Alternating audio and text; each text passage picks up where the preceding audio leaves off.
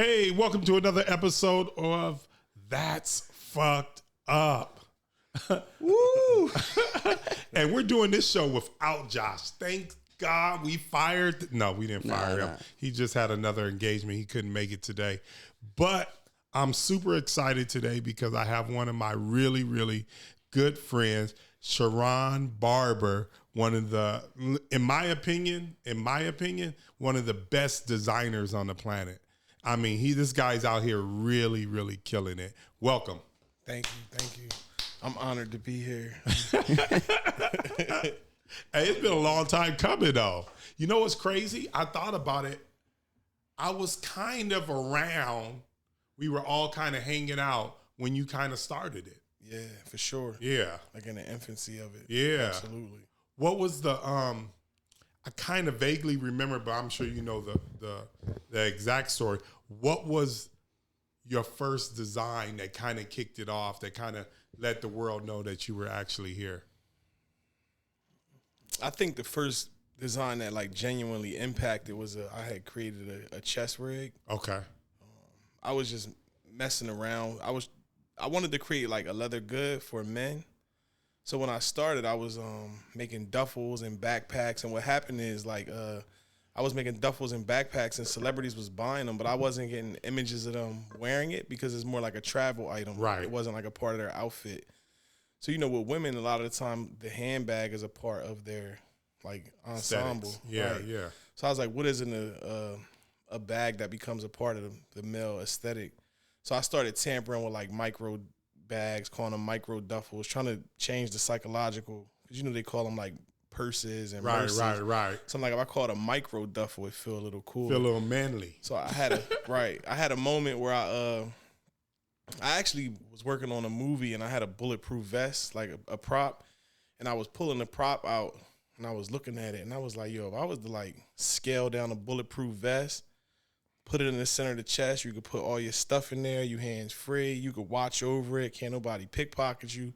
It feels macho, it has a lot of bravado. So I took it to my shop the next day and I made like a scaled down version. Mm-hmm. And I was like, this is going to work. So before the chest rig, before you release it, there was no other chest rig? Not to my knowledge. Going back, they're like... That's crazy. You could look at like, if you look at like military gear, you could find different chest rigs. But nothing like for the commercial person, the common person that would buy it. It wasn't even out. That's the way I kind of remember it. The way I remember it is that as far as chest rigs, you made it. Right. You was the first one to hit the market, the first one to make it cool. Right. So the thing with fashion, is going to keep me honest, right? So when I made it, it was like, this is the first one I ever seen. In hindsight, after being in it and going back and doing like, research and who had done it, Prada actually is the first brand. I didn't see it until after the fact, but I think in 97, Prada did a bag that was worn on the chest. Was it for women though? It was for men. It was it was unisex. It's completely different from mine, but the concept of the bag being on the chest, they had done something like that. But Prada has always been an innovative fashion brand. The thing that was so crazy about the chest rig, because now it's kind of making me go back to that time period, is that literally I felt like every superstar on the planet was wearing your chest rig. Yeah. Like every single one of them. They all wanted one. Everybody was talking about it. And I felt like everybody was reaching out to you. What was the first celebrity per se that you would say kind of, decided to reach out to you and said, I want one of those? The first person to wear the chest rig was Cuevo, like the first person. Oh, wow. I hadn't even worn it. Like it was like I was a little too big for the first one. So when I created the prototype, it was the night before Cuevo actually had a video shoot. And that next day, I went to the video shoot and I showed it to the first person who seen it was Offset.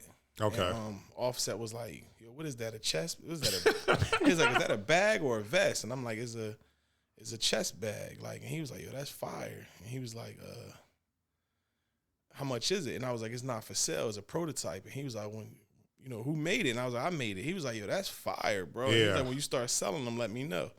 No, this was Cuevo asked me first. My fault. So then Offset comes out, and he's like, yo, that's fire. What is that, a bag or a chest rig? And I'm like, it's like a chest bag. And he was like, yo, that's fire. How much? And I was like, it's not for sale. It's a prototype. He's like, come on, man. He's like, I'm Offset. Like, I'm a walking billboard. You got to let me get it. And he was like, just give me a price. I was like, I'll probably sell them for like $1,300. He was like, he bought it for $1,300. Wow, right there. Oh, Quavo had to be pissed.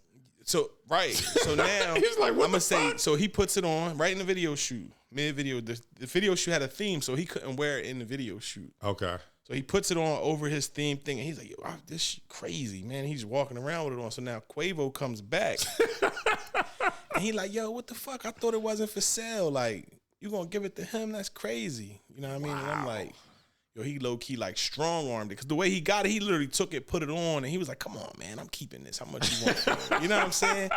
And I was like, it is a good look, but I only had one. I didn't even have, like, I needed it as a reference to make another one. Right. So I wanted to get it back, but then I was like, I'll take the $1,300. We'll redo it. Right. So then what happened is Pharrell then came on set. And Pharrell seen Offset wearing it, and he was like, that's fire. And he was like, my man right here made it. And he was like, It started. He gave me a head nod. So then Quavo said, it's supposed to be mine, but he stepped on my toes to get it. And then Offset said, you gonna hate on me every time somebody compliment me on my bag? Damn. I'm just saying, I was trying to get it first. I'll tell you about it. You come out here and get it. He's like, you want the bag? That bag, give me $2,500 for it. Damn. So Quavo gave him $2,500. So now you start realizing what's the true price of the item. It's a value. So yeah. he like, you give me $2,500 for it. So he give him the $2,500. So then Offset take it off. He give it to Quavo. Offset come over there with the money. He like, take this $2,500. I want you to make one for me in white and another one in black. So he like, I'm using his money to buy two now. Right. So I was like, cool. So then Quavo put it on. He's like, I don't give a fuck about none of that. I feel like Pac with this shit on. That's what I'm talking about. You know what I mean? So that was cool. You know what's so crazy about that story?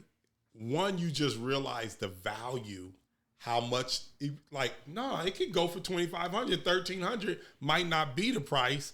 And then the other thing is that those people wearing your product and letting people know that you made it started to change the conversation. And I noticed that's kind of like the way you market now. You market using celebrities, using that same format through your first sale. It's like you took that experience and kind of started building around it and start realizing, you know, how much you could actually charge and using celebrities to actually sell your product to other people that may be fans of those celebrities. Right. It's crazy because it's really like a genuine thing. Like people always ask me like, you know, like how much do you pay the celebrities or do you work with the celebrities? And I honestly, I've never gifted. It's two people I've gifted something to, but most of the celebrities, if you see them wearing it, they're actually the customer. Like my customers are the celebrity. Right. So if you look and you see me like making something for Usher, he taking care of me to make that. Or if I'm making something for Drake or, you know, Javon. I have something I made for Javante that recently went viral, but I think Javante spent like $50,000 with me. Man, them gloves is crazy. I mean, y'all got to go check out them gloves. Them gloves is wild. Them gloves is wild, but go on. Yeah, so that Quavo moment was life-changing because another thing that happened is the product, right? I was calling the product DR14 because you know, I was like, I'm a black guy. I got tattoos on my face. Don't nobody want to buy no luxury leather good from me. Right. So when Quavo was like, what's your Instagram? I'm going to tag you. So I kept giving him this brand page. It was DR14, the Instagram. And he was like, no. He go on the page. He like, no, what's your page? And I'm like, nah, I sell him through this brand. He like, man, fuck that. You black and you made this shit. People need to know you made it. I want your page. So he asked a girl that was there, like, what's his page? And he tagged my personal page. At the time, I had 5,000 followers and I was posting food pics. And, right. You know, pictures of my outfit of the day. And I remember putting my page on private and he posted it. And the next day I probably had like 17,000 friend requests. And I went through and I had over like 150 sales. So it was a defining moment because now with that 150 sales, I was like, yo, how am I going to make these? I didn't have a website set up. I didn't have a business plan. I didn't have a logo yet. I just had this product that worked. And I was like, yo, I don't know how I'm going to do this. So I was like, I'm going to look for somebody that can help me make them. Right. And the pivotal moment became, instead of me, I could have took that money and paid somebody to manufacture those for me. But instead, I took the money and I went to this shop and I found a guy and I offered him a job and I hired him and his cousin. And I went and spent the $150,000. I bought like manufacturing equipment. I bought a small studio space for us to work out of. And it took us 3 months to fill those orders, but that money birthed a manufacturing facility. And but that just changed. That just shows who you are, though. To be honest, you like, nah, I'm not gonna have another company make this and take credit for it and be responsible for it. You took ownership in your product and said, nah, I'm going to watch over this. I'm going to nurture this. I'm going to start hiring employees immediately. That's a different way of thinking. And people need to know that can change your life. Thinking like that can change your life. For better or for worse. Yeah. For better. For better. I put some years on since then. What's crazy is that one experience gave you so many life lessons. Absolutely. And so did you take notice to those lessons? Because I know you're aware of it now, but back then, did you pick up on it right when it was happening, or was it more a gradual kind of thing that was happening? It was gradual because it was, you never know what you're getting yourself into. Right. You're like, oh, I just want to, do this. I just want to be a fashion designer. I just want to, I want people to know that this is what I do. And then you start to get into it and you start to really understand like different principles and values and things that's going on around you. And it starts crafting how you, right. Changing how you think. So yeah, it's definitely been a journey. It's been a journey. So when I look at your page, I see Bad Bunny, like you say, Javante Davis, Drake, Usher, like the list goes on and on. Did they come to you and say, I want this, or did you say, let me make something for you? Like, how does that even go about? Different for each person. Sometimes the individual. Uh-huh. So when I made that chest rig, it impacted. So even when I launched the site, because I took photographs and I posted on the site, and I posted that the site was live, and the first 2 purchases on the site, like. I'm like Slaughter Gang 2018. It was 21 Savage was the first person to buy one from the site. And that's wild. And then Metro Boomin was the second. Wow. So I was like, hold up, that's really who the customer was. But wait, did you coin the term chest rig? Did you create that? Or did Prada call it a chest rig didn't too? Call it a chest rig. So you coined that term also. I don't have. And you got to trademark some of this. I ain't have good PR at the time, so like It's people that'll argue it. For me, I know I made that bag in 2017. 2018, you start to see a lot of that going on, and it's everywhere now. Yeah, it's a version of it everywhere now. I remember the first time I saw it because you mentioned Cuevo and Offset, and I saw it on a music video with Migos and NBA YoungBoy, a song called "I Need It." And I remember seeing that. I'm like, oh my God, this is just so useful. Because I bought other versions of it just to have it for like, camera work. Like you can put so many things on it. It's just an incredible, useful piece. Right. I appreciate it. So to double back on what you were saying, once that became a thing, people started reaching out to me, including retailers. But in my head, I was like, I don't want to give it to the retailers because I wanted so when I started making bags, it had like a deeper purpose for me. I wanted to make products where when you seen it, you knew that it came from me. I wanted it to have like a meaning or a purpose. So it's like almost like if you see somebody with a Sheron Barber bag, it's almost like, how you know Sheron? Or where you get that from? Yeah. Like, the approach was very like almost like a Parisian fashion house. Like if you come in and you have something handmade, it's for you, and then you build a personal relationship with the maker, right? So if you come in and I'm like John Lobb is like hand making shoes, right? So if you come in and I'm hand making you a shoe, there's a relationship there. So Right. a lot of the products I would make would be handmade for the client. So at that time, it was more important for me to make these niche products and really build a relationship with my consumer before putting it in the retail space. I didn't want people to be able to just go and buy the product without meeting me. So I actually turned down a lot of the retail deals, which people thought I was crazy, but it worked in my benefit because now like LeBron James is DMing me. They got to come to you. He got to come to me. So my goal was to do that for the first 2 years to build personal relationships, and then I would let it, go into retail. So a lot of those. No, not to cut you off, but go on. So a lot of those situations, the people are hitting me or their stylist is hitting me. But even if the stylist hit me to make something for their client, I'm now on set showing them how it works, putting it on the client, and I'm building a relationship with that client. So now a lot of those guys, we have like a rapport, and I've made like, several items for them. No, that's dope. So do you feel like putting it in a retail store kind of makes it uncool? It's funny because... Like, what's the psychology there? I ain't going to say... Because most people would have just been like, retail, all right, I'm going to sell 1 billion of these things. The thing for me, like, I had talked to... So, just some of the mentors I had, like, I actually had conversations with you surrounding retail and why you didn't put your product in retail and, like, just having more control over it. And I started thinking about, like, chargebacks and sell-through and things going on sale. And I knew that I didn't want the product to ever go on sale. Like, for me, if I'm going to charge you $1,300 for this bag, the last thing I want is they bought 1,000 off me. They was only able to sell 500 of them. And now, 500 of them is on sale. So, because now as a person who paid $1,300, you like, I just seen it for $600. So the thing for me was make less, get it straight to the consumer, don't have nothing go on sale, have 100% control of your products. And then with Carl from Carl Kanai, shout out Carl Kanai, just for being an OG, and especially as a black man in streetwear and in fashion.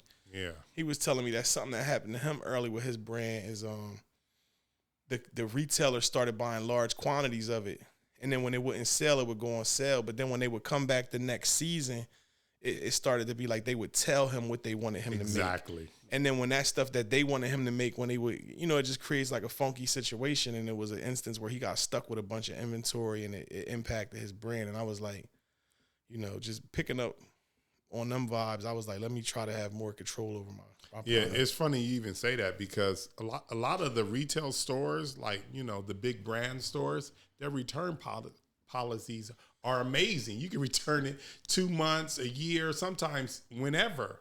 You can return it, and they actually charge that back to the makers, that you guys, and it's just like, and then like you said, I seen it happen to one of my friends who have a shoe brand, is that she made all these shoes, and the next year, like you said, they sold them all, and the ones they didn't sell, they start dictating to her, like, okay, we only want this. Right. And that's the only way we're going to buy it from you. So now they actually start taking away your creative juices, and they become your, they become almost the leader of your business because they're telling you what you should make. But then what actually happens is that you lose who you are trying to make that money. So I understand it. And when you build out according to that, it puts them in control. Because total control. If you was moving 200 products a year and you had a facility where you can make 200 products and you knew you could sell 200 products, but then they come in and they trying to buy 20,000 products, now that causes you to build a bigger facility where you can meet these demands, which means you hire more people. So now you got to sell 20,000 products to keep things afloat. If they try to pull back and say, well, we're not placing an order for 20,000 items. Now, how do you sell these 20,000 items? Right. That's your only retail distribution. So they can now say, we don't want to pay you as much for them. We want to pay less, or we want it to be a different color. And you got to take that because you got mouths to feed if you done hired 500 people to work at your factory. I feel like in the fashion industry, like especially with high clientele clients, exclusivity of like the product and them having a product that they're not going to go to a party and see somebody else with it.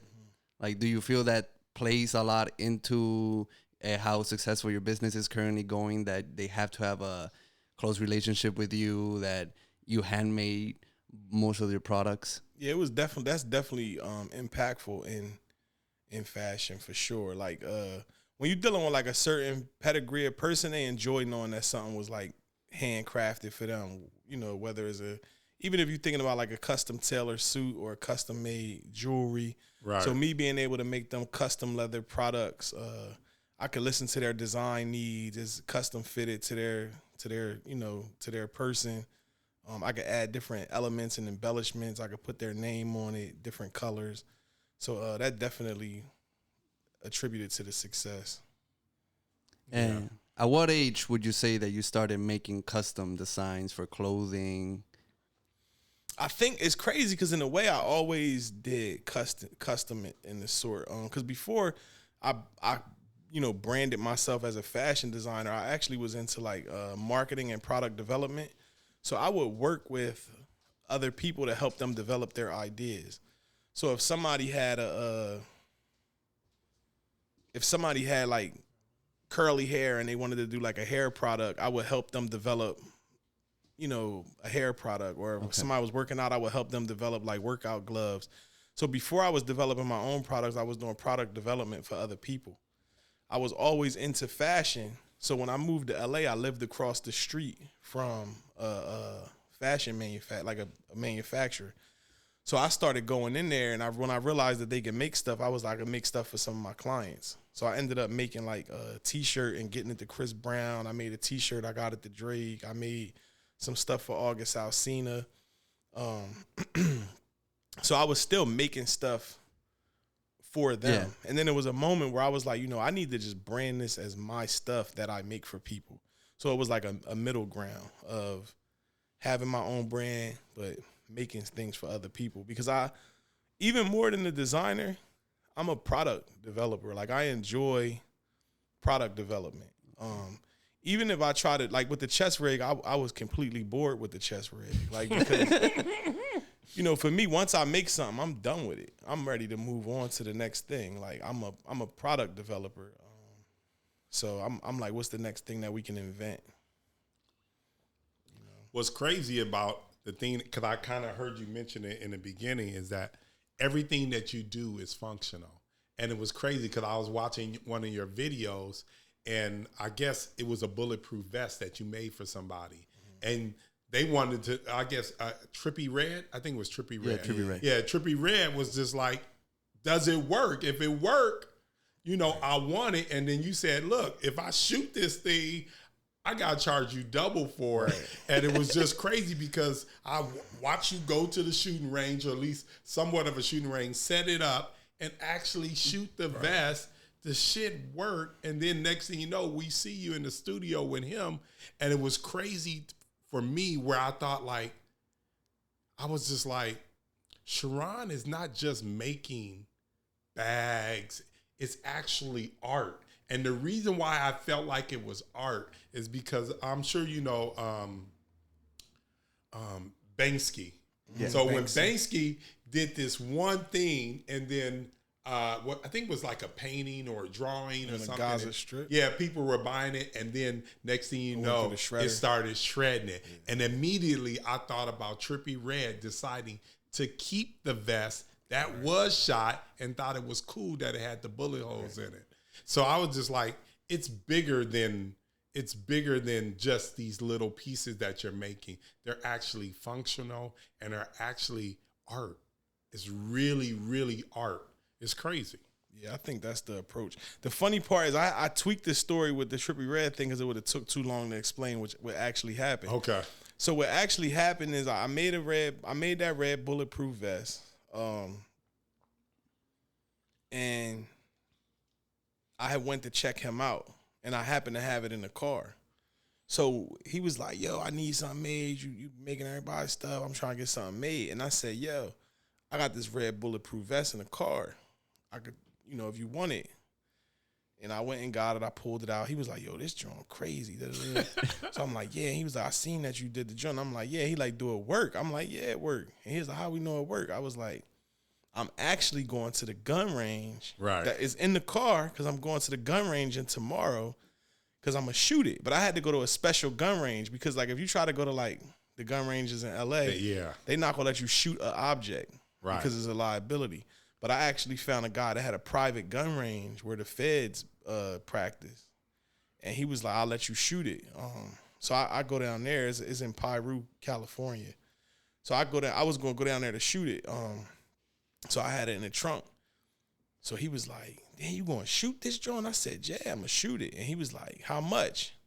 So I was like, it's $6,500. At the time, it was $6,500. So I'm like, it's $6,500. And he was like, all right, well, call me after you shoot it. Then I'm going to buy it. So I was like, all right, cool. So I leave the next day. I go to the gun range. I shoot it. After I shoot it, I post it on social media. Right. But I ain't really checked the messages and stuff. So then I hit him up, and I'm like, do you want this joint? Because I'm done with it. I shot it. And he just was like, yeah, you shot it. I'll give you like $1,500 for it. I was like, $1,500? Hell no. So then he like, how much you want for it? It's shot now. It ain't no good. Right. And I said, it's hand distressed. It's $10,000. So he like, with the holes in it? I said, it's more now, not less. I done went through all that to put the holes in it. He was just looking at me like, yo, you funny. So he puts it on with the holes in it. After watching that, it worked. And I'm like, yo, people will buy it, bro. So I had posted it. I started looking through the DMs of all the people that was like, yo, I'll buy it with the holes in it. He was like, all right, let me get this shit. And he was like, I actually fuck with it with the holes in it. Like, yeah. I see him going crazy in the studio. Yeah, that joint was hard. That's wild. Another piece that you made that I thought was the shoes for Usher, man. Yeah. Those look crazy. I was like, man, I was like, I need these, man. Because I love shoes, man. The shoes for Usher, the distress, I think it was like distressed Nikes, right? It was crazy. And you had made it so the Nike sign could come off. Yeah. So those was his idea for the most part. I would say like 50. It was 50-50. Like, so me and Usher super cool. He always like, Usher is very creative. Like, sing, he could dance, he could do flips, he could play basketball, he designs furniture, he designs clothes. Like so he called me, was like, yo, I want to make this shoe. And I don't know nobody else that could, probably make it but you. So I was like, I don't really do shoes. And he was like, come on, man. And I'm like, so I pull up and he like, yeah, I need them by tomorrow. I'm like, by tomorrow? Like, I never even made a shoe before, bro. So then he like, yo, and then I listened to his idea. I'm like, yo, that's fire. And then I'm like, then we could do this. Maybe we could do that. And then, I could. So then I had to figure out how to do a shoe. But the goal was to just make a shoe that looked deconstructed and put back together. That looked like you danced in it till it was falling apart. But still make it look cool. So we actually removed the soles and then reapplied the soles. We put like duct tape on them and then put the sole back on with the duct tape on it. So when you so it's meant to look like very distressed and rugged. It's a very like, it's like Margiela vibes if you're familiar with like, Martin Margiela is like, just deconstructed fashion. Out of all the pieces you made, what was your favorite? Like you had the most fun, the researching it, all that kind of thing. Like what was the one that you was like, nah, this is it? Or maybe you haven't even got to that product yet. I think my favorite piece ever created, the chest rig was special, like, cause the reason for it was special. It was some Mickey bags that I did that was really, that I liked a lot. My favorite collection was definitely the motocross collection. Mm-hmm. Less of a bag, more of like ready wear. So sometimes when you start to make these bags, like I might make somebody a certain type of bag, and in my head, I know how I want them to wear it. But because I only made the bag, they may wear it with the wrong outfit. So, so as a creative, I have a desire to create like an entire aesthetic. Like I want you to wear an entire look. Like, I don't want you to wear this chest rig with those tight pants, right? So it's a desire to build like an entire collection around those pieces. So if you look at the last collection I did, which was inspired by motocross and like early 2000s East Coast fashion, a lot of like, so I would say I took 2000 streetwear fashion as far as the sizing, but then I created functional motocross gear. It's not, you can ride in it. Like it has the design element where it looks inspired by motocross. Mm-hmm. And it has a lot of like functional elements, but it's meant to be worn as streetwear. Okay. So that collection was probably my favorite because growing up, you know, a lot of that fashion that I seen growing up in New Jersey, New York inspired how I think. Even the Bulletproof Vest, like if you think back on 50 Cent. Yeah. So if you think about all the stuff that was going on in that era, a lot of the times I'm just borrowing from things that I seen in my childhood. And then it's like I'm trying to take childhood innocence and ideas and use grown man resources to execute, right? So it's like, what would my 6-year-old self made if he could make anything? You know, so it's like I would have made something to ride my dirt bike in. Right. You know what I'm saying? So or I'd have made, you know, a bulletproof vest that you could wear around like clothes. So that's really like just applying childhood innocence to, you know, the resources I got now. No, I get it. I seen the Mickey bag. The Mickey bag it just, to be honest, it blew my mind. That thing's wild. And I know that kind of spearheaded. I don't know. Can you talk about some of the projects that come? No, you can't. Okay. So we'll find out later. But the Mickey bag was cool because, like, even more than a designer, like I'm inspired by, because you know you have Louis Vuitton the brand, but right. Louis Vuitton the brand is based on Louis Vuitton the man. Like Louis Vuitton was a person, right? So I think Louis Vuitton as a man and his commitment to excellence and the craftsmanship that was in his products. And then I think about Bernard Arnault, who owns LVMH, which owns Louis Vuitton, and he's acquired like Louis Vuitton, and now the brand has been around for almost 200 years, and that excellence in the product still stands true today. So the reason people buy a Louis Vuitton product is because you know you're going to get a certain level of quality and luxury. Is right? his family still involved with that? Or no? Did he buy them out completely? I'm pretty sure I know he owns majority. I don't know if they have like a micro share or any involvement. But for me to be doing something doing anything for 200 years and stay consistent with luxury, it's crazy. So I think I'm fascinated with Louis Vuitton as a man. I'm fascinated with the brand and what it's been able to accomplish, and I'm also inspired by Bernard Arnault. And then the same thing with Disney, right? Like Walt Disney. Like people forget like Walt Disney as a person, and when you're walking through the park, this was some guy's idea. It didn't exist. So when you're in Orlando, Florida, walking through this city, right? It's like, yo, some guy was crazy enough to think he could do this, and now we like are here. Yeah. You know what I'm saying? So like, you know, Mickey Mouse for me is like the representation of that in the character. You know what I'm saying? So when I look at Mickey Mouse, it's like, you know, this guy created this character, him and his team, but that person's imagination, his ability to take childhood imagination and bring it into fruition in a real way, where now we're like riding around the park. And then again, as a businessman, I'm looking at the conglomerate that's been formed because, you know, Disney owns everything. Marvel, ESPN. Disney owns ESPN. Disney owns Fox. Disney owns The Simpsons. Crazy. I think Disney owns ABC. So like when you get into that, it's like, so a person who believed that what they imagined could come to life was able to, you know, spearhead this thing that's now so powerful. So as a creative and a businessman, I'm inspired by Walt Disney, by Mickey. So to make a Mickey product LV mashup is kind of like everything I ever, you know, everything that inspires me in one product. Yeah. You know? But I haven't, it's crazy because, you know, a lot of times, and I'll say this, I'll probably get in trouble for it later, but like my approach to the things I create, more than a fashion designer, I'm an artist. Yeah. And as an artist, I'm a street artist, you know, and I think, you know, the essence of street art is it comes from hip hop.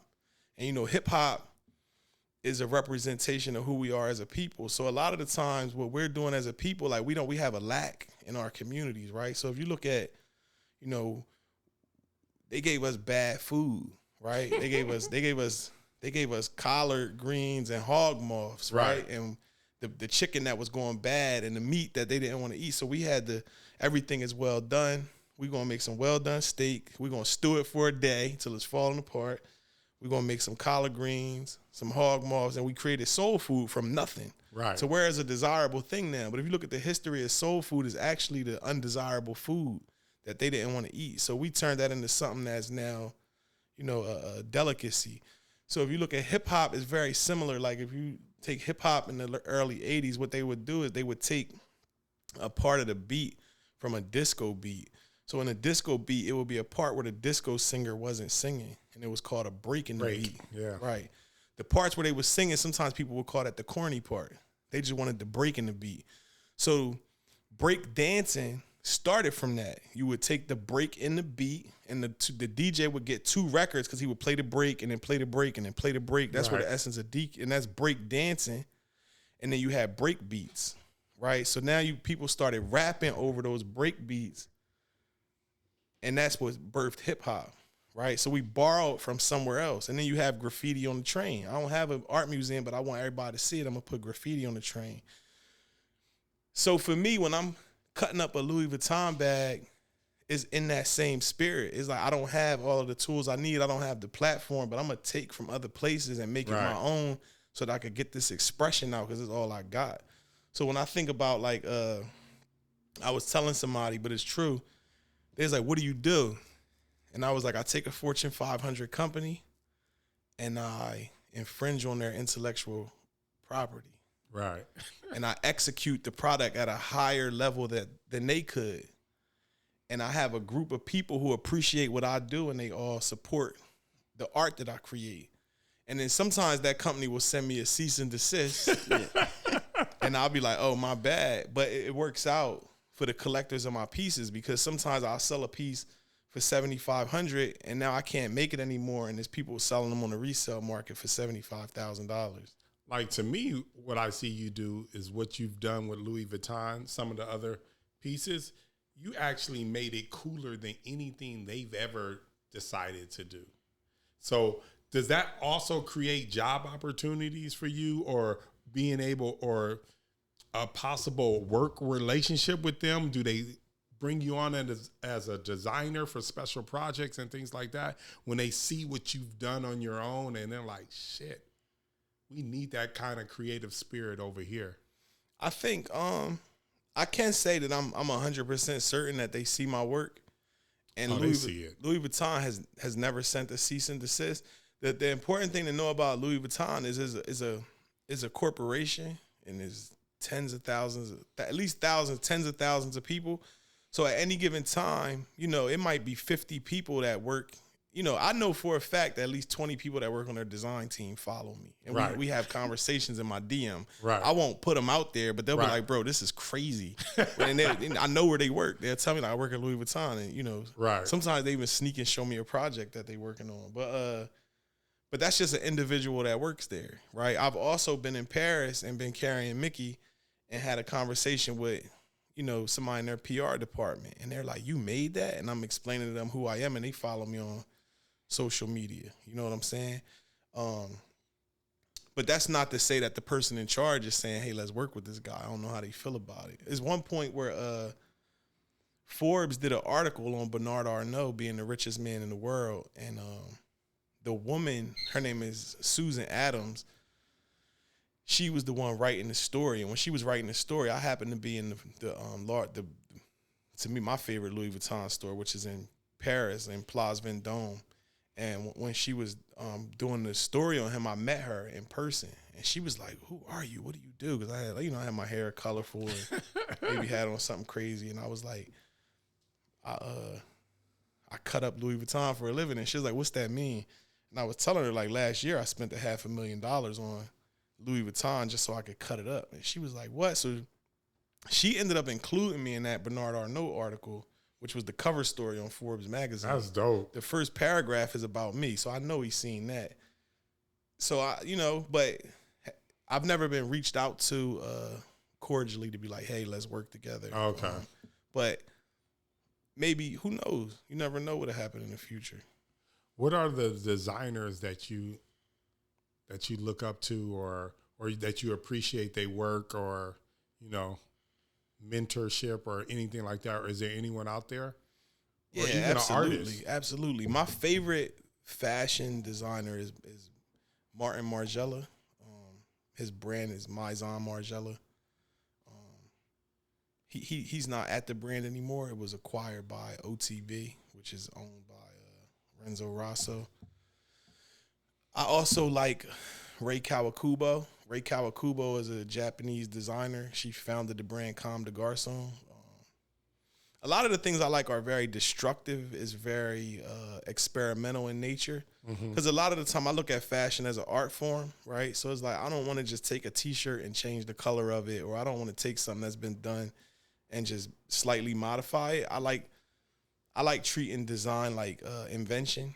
So when I look at brands like, Margiela and Comme des Garçons, they're inventing new garments, new ways to wear garments. So that's what fascinates me the most. I also like Jean Paul Gaultier. I think just like it's very sexy, but it's still experimental. It's very wearable. And now I'm starting to venture into like more classic things. So I like both things for different reasons. Like, I understand the need to be classic and timeless, depending on what I'm doing, but I also appreciate the art of something that's experimental in nature. It pushes the boundaries.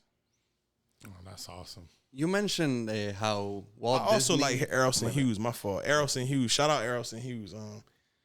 He makes clothes that are like adaptive in nature. He's the best at that. So like super inspired by Errolson Hughes. Don't want to forget him. But yeah, go ahead. My fault. You mentioned how you're inspired by Walt Disney and the structure he created. Is that where you want to take your brand and turn it into a corporation? And if so, are you scared that it might dilute it by many people, many visions working on it and creating different products that I guess doesn't come straightly from you? Yeah, I think I'm definitely inspired by that. When I think about what I'm building, I'm definitely not building a fashion house singularly. I'm gathering the resources to be able to build multiple brands. And I do have a desire to help other people build their fashion houses. Because what I've done is, I don't know if you noticed, but I've built a manufacturing facility, and it's 6,500 square feet. It's not a huge manufacturing facility, but it could produce about 3,000 leather goods per month. That's 36,000 per year. Wait, Sheron, you gotta tell that story. You gotta tell the story, because I think entrepreneurs, sometimes we think limited. We think only what we can see, and the fact that you went and did what you did, I don't want to expose the story. I would love for you to tell people the story, where your facility is, what made you do it, all those things, because to me, that's mind-blowing. Right. I can start with why I did it. I think a lot of the times early on, I had the honor of meeting a guy, and his name was Joe Hyatt. And Joe Hyatt was the CEO of Canada Dry in New Jersey. Okay. And his boss, his name was Mr. Honigman. I forget his first name. I think it may have been Joe Honigman. And Joe owned, he was the founder of this company, and he owned the distribution rights from Maine to South Carolina. So if you bought a Canada Dry, you was buying it. He was making some money off it. And he explained to me, right, and this was a Jewish man, wonderful guy, mentor of mine. He explained to me, in the black community, a lot of the times when these brands work with people in the African-American community, they're using them as a communicator to their community. They don't necessarily own the product. They're just used as a communicator to gain market share in their community. He's like, so it's not very many people who look like you who actually are leaders of industry or who make product. He's like, usually the product is already made, and then a person who looks like you puts their brand on the product and they communicate it. And I was like in my early 20s when he told me that. I was meeting with him because I had a water company, and I already had a desire to make things, and he seen that in me, because he said, you are not just a communicator. You have a desire to make things. He was like, and that is different than just being, a person who says, hey, this is the coolest thing out. He was like, you know how to make product, and that's what you're going to do. And, all that's still with me over these years. And as I've refined who I am as a person, that stands absolute. So fast forward, what you said earlier, that's why when I could have made it there, I decided I want to make my product. So that takes me now to like, I don't want to put my name on a product that somebody else made. I want to be able to make it myself.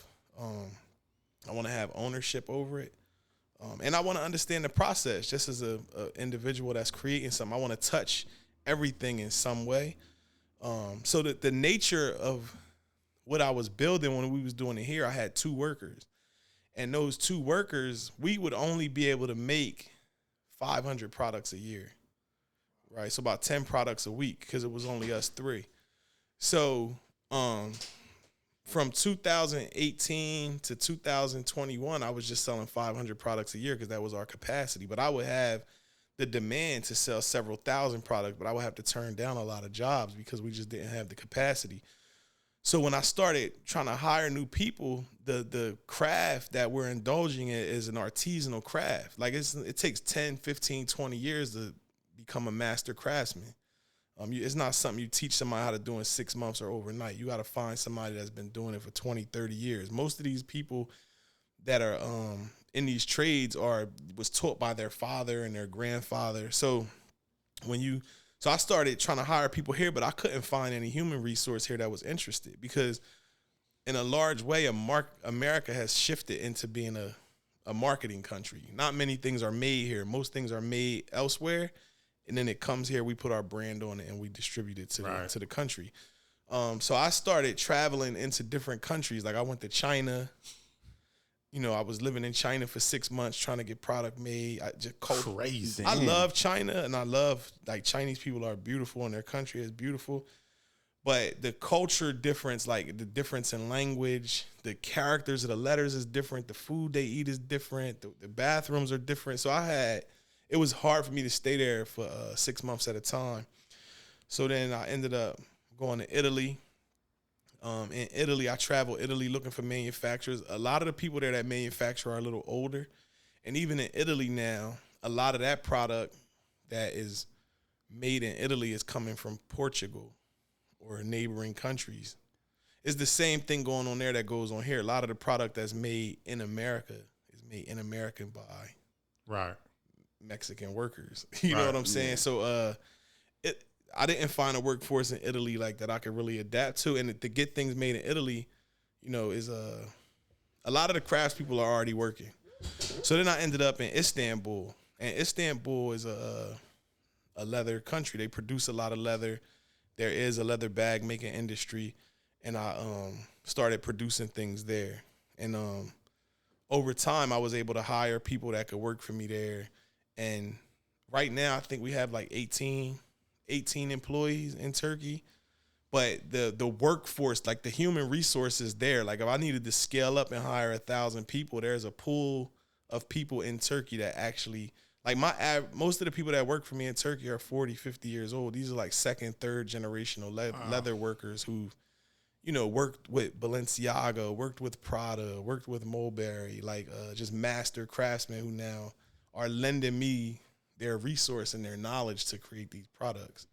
So my goal now is, so we built an atelier there, a workshop, a design studio that can produce 3,000 leather goods per month. My goal is to be able to produce 20,000 leather goods per month by 2026, which is 250,000 leather goods per year. And I'm now working on a trades program where the workers from Istanbul, bringing some of them here so that they could teach the trade and teach the craft to like young people from our community so that we can actually take ownership of the craft and have like some industrial skills, if you will. Yeah, I think you literally went country hopping, looking for a place where you can kind of create your product to me is mind blowing. It actually inspired me to actually take my brand and begin looking for other countries where I can start presenting it to those countries. Just hearing your stories, that's why I wanted you to kind of tell your story, because I think that's bananas. Yeah, that's bananas right there. Once you understand, China, go to Italy, find a country where you could do it. That's crazy to me. It was cool because I'm doing that, and you know, I grew up, I'm from Camden, New Jersey. I'm from it's the poorest city in the country. You know, it's the same struggle in every hood in America. No, I've been to Camden. It's definitely a struggle going on. Yeah, so I hadn't, you know, when I was 27 years old and still never left the country. So, you know, at 35, I started traveling to different countries, and my work now has taken me, and that journey has now taken me to, you know, I've been to probably over 100 cities worldwide, 100 different locations around the globe, like ran through 3 passports because they full with stamps, and I'm working. I'm out there looking for materials. I'm, you know, just learning more culturally, but also just learning as a person. You know, it's interesting when you're in them countries, just even like the business etiquette is different. You know, you're dealing with like different cultures, so it's interesting. Nah, that's an inspiring story. Oh my God, I'm so sorry. I know you've been trying to call me all day, but girl, he just left, and I had to wait till he left to call you because I know I said I was gonna break up with him, but last night he did like a full 180. He was an animal. Where did this come from? Because, you know, I've been telling you, it's been like kind of dull, and like something changed, and I don't know what his secret is, but I'm trying to find out. His secret, sword vitality.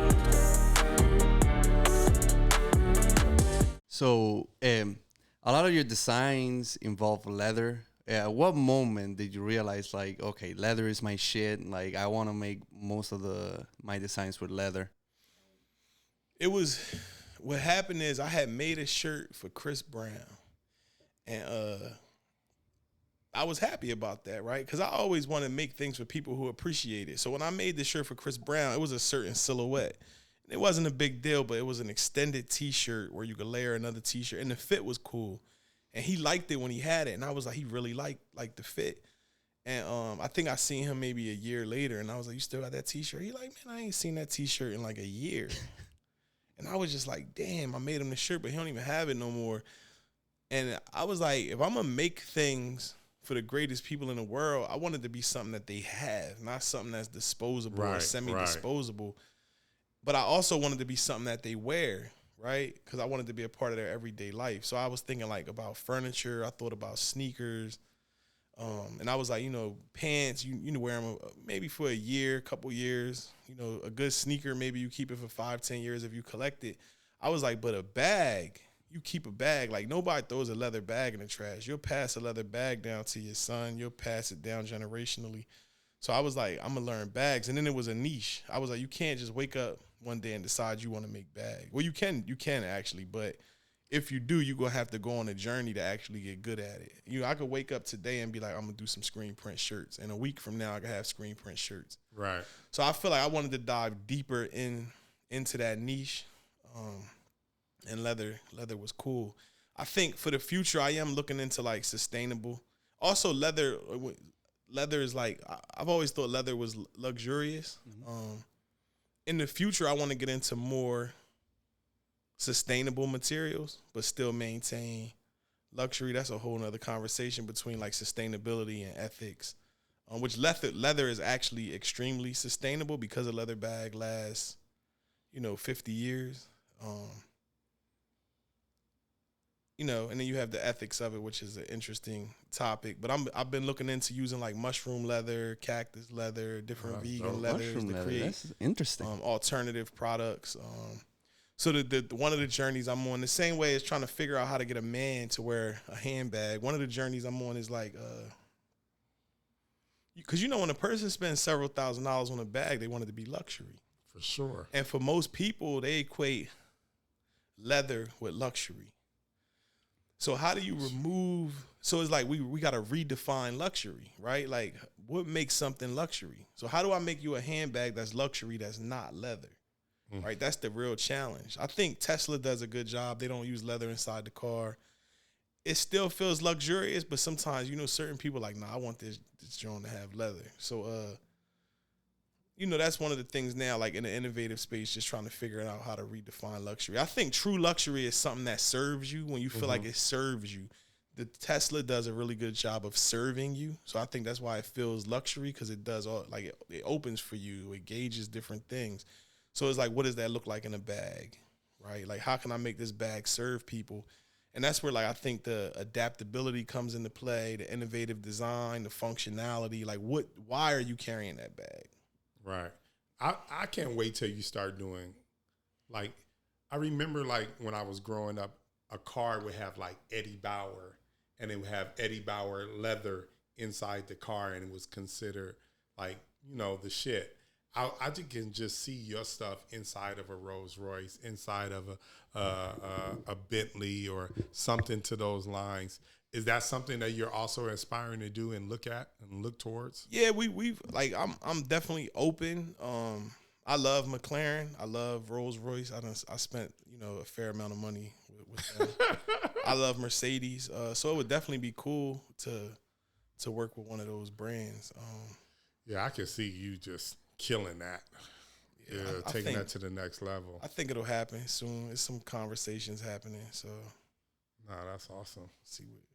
So how do you see the fashion world right now in comparison to when you started, how it is right now? Do you think people of color are getting more opportunities than before, or there's still a bit of a gate? We definitely getting closer. I think, I mean, if you look at what Virgil was able to do at Louis Vuitton, impacted the culture, and then Virgil was able to shed spotlights on so many young designers, and that a lot of those young designers now are gaining opportunities at different fashion houses. I've worked personally with several fashion houses. Like 10 years ago, that was not going to happen. And now you look, now they brought Pharrell in, right? So they definitely have opened up the doors. And I think we'll see more and more of that. Like, we here and we not going nowhere. Like, you know. How do you feel about Kanye and his situation and all the craziness around that? What, you know, obviously we know he made some mistakes and said some crazy things, but how do you feel about all that? I love Kanye. Right. I love Kanye, and I think I'm not a person. I don't like a witch hunt. I just don't like a witch hunt. People do things, they say things, and they have their reasons. I can't speak for him. Right. I don't agree with everything he says, but I respect the fact that he has an opinion. And whenever somebody has an opinion, as a human, I have the decency to listen to their opinion without passing judgment. Right. It's definitely, multiple sides to every story. So I think I respect Kanye as a man. I respect Kanye as a creative, and I respect Kanye as a forward thinker and a philosopher. So I don't discredit anything that he says. I don't agree with everything that he says, but I listen to it with open ears and I evaluate it with my heart. And one thing about Kanye, he is speaking from his heart. For sure. So I think he's hurt. He was hurt, and I think he's been hurt before, and that's how he learns. I feel like things hurt him, and he's very vocal about what hurts him, and then that's his personal plight. Then he learns more, and then he grows and he develops from that. So yeah, but I think Kanye is a brother. He's done a lot. I'm not a person. I don't pick and choose. Like, if I love somebody, I love them. Right. I don't say, like, you can shoot basketball, but I don't want to hear what you got to say. Or you can make shoes, or you can rap, but that's it. I think everybody has an opinion, and I think every opinion is valid. He can. I know he's probably his publicist's nightmare. Because the thing with Kanye, he's super intelligent, but he just speaks from his heart. He don't think before. I ain't gonna say he don't think, because he's definitely a thinker, but he says what he feels. Right. Most of us are liars. If you want to be honest, most of us are liars. We'll never say how we feel because of that fear of what he's going through. Right? So we can judge him and condemn him and throw stones and cast stones, but the reality is most of us don't have the courage to speak up when we feel a way. And like it, love it, hate it, agree with him or disagree with him, he is courageous and he speaks his truth. It's not everyone's truth, but everyone has a right to speak their truth, and we shouldn't feel like we can't express ourselves out of fear of being like ostracized or cut off. And in a lot of ways, what he's He said, "This is going to happen to me because I'm speaking out in this way," and then it began to happen to him. So what's he saying? My only issue with that is that he knew it was going to happen. Right. So what was the plan? When I'll take more sure. When was it Abraham who placed his son? Somebody from the Bible? Do you think Kanye was like, he sacrificed himself for us? No, I mean, I don't want to get too, but when Cain killed Abel. When Cain killed Abel, what was the plan? Or when Abraham placed his son there, what was the plan? He didn't know the plan. It was God's plan. So I honestly believe that Kanye is a vessel. I'm not saying he's a prophet or anything of that sort, but I think the thing is, when you move from your heart and you just do things, it's genuine. And you can't, I don't know why he did it. I don't think there was a plan. It was like, yo, this is how I feel. Like, if you get hit by a car, you yell, right? It is what it is. So I think when you do something, you don't really know what the outcome is going to be all of the time. It's not always planned out. But he knew the outcome. See, that was my whole thing. It seemed like he understood the way the world was built and how it was built and the way the world moved.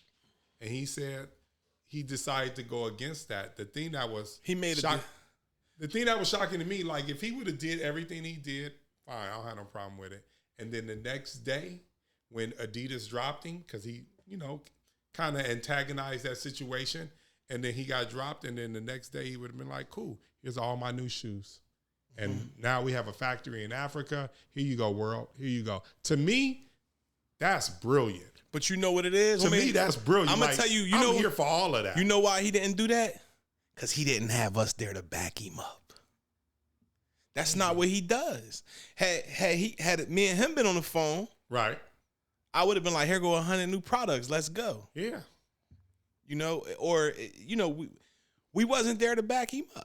The thing that's so crazy, because we're talking about people being ostracized and things like that.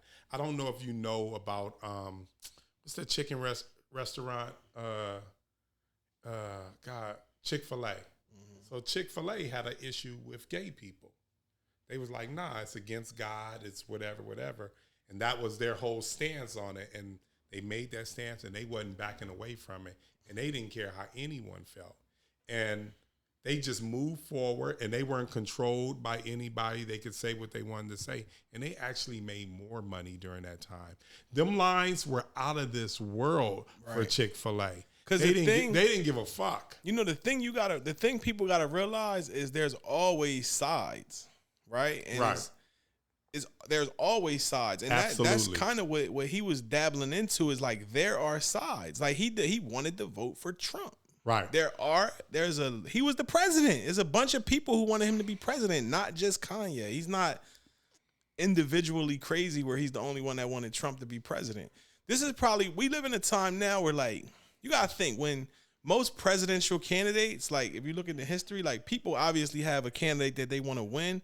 But now with like social media, people are being treated like cattle with their opinion. It's like, if you don't agree with me, I'm going to cancel you. Right. If you don't agree with me, you're crazy. If you don't agree with me, we can't be friends. If you can't agree with me, then we're going to kick you out of every club that you're a part of.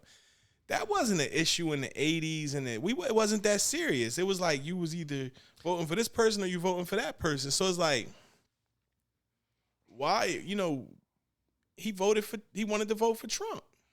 That's how he felt. Like, I don't, you don't have to agree with it, but he's not the worst person in the world because he wanted to vote for Trump. That's absolutely true. You know what I'm saying? So when you think about that, when we think about like gay rights, everybody has their opinion on gay rights and they have their stance on gay rights, but there are a group of people who, follow a religious doctrine and they stick to that religious doctrine, and they feel like, in my religious doctrine, which is my operating system, it tells me not to do that. Right. You know what I'm saying? Room for that. Right. So if you're Chick-fil-A and you stand on that, I'm going to come buy a chicken sandwich tomorrow.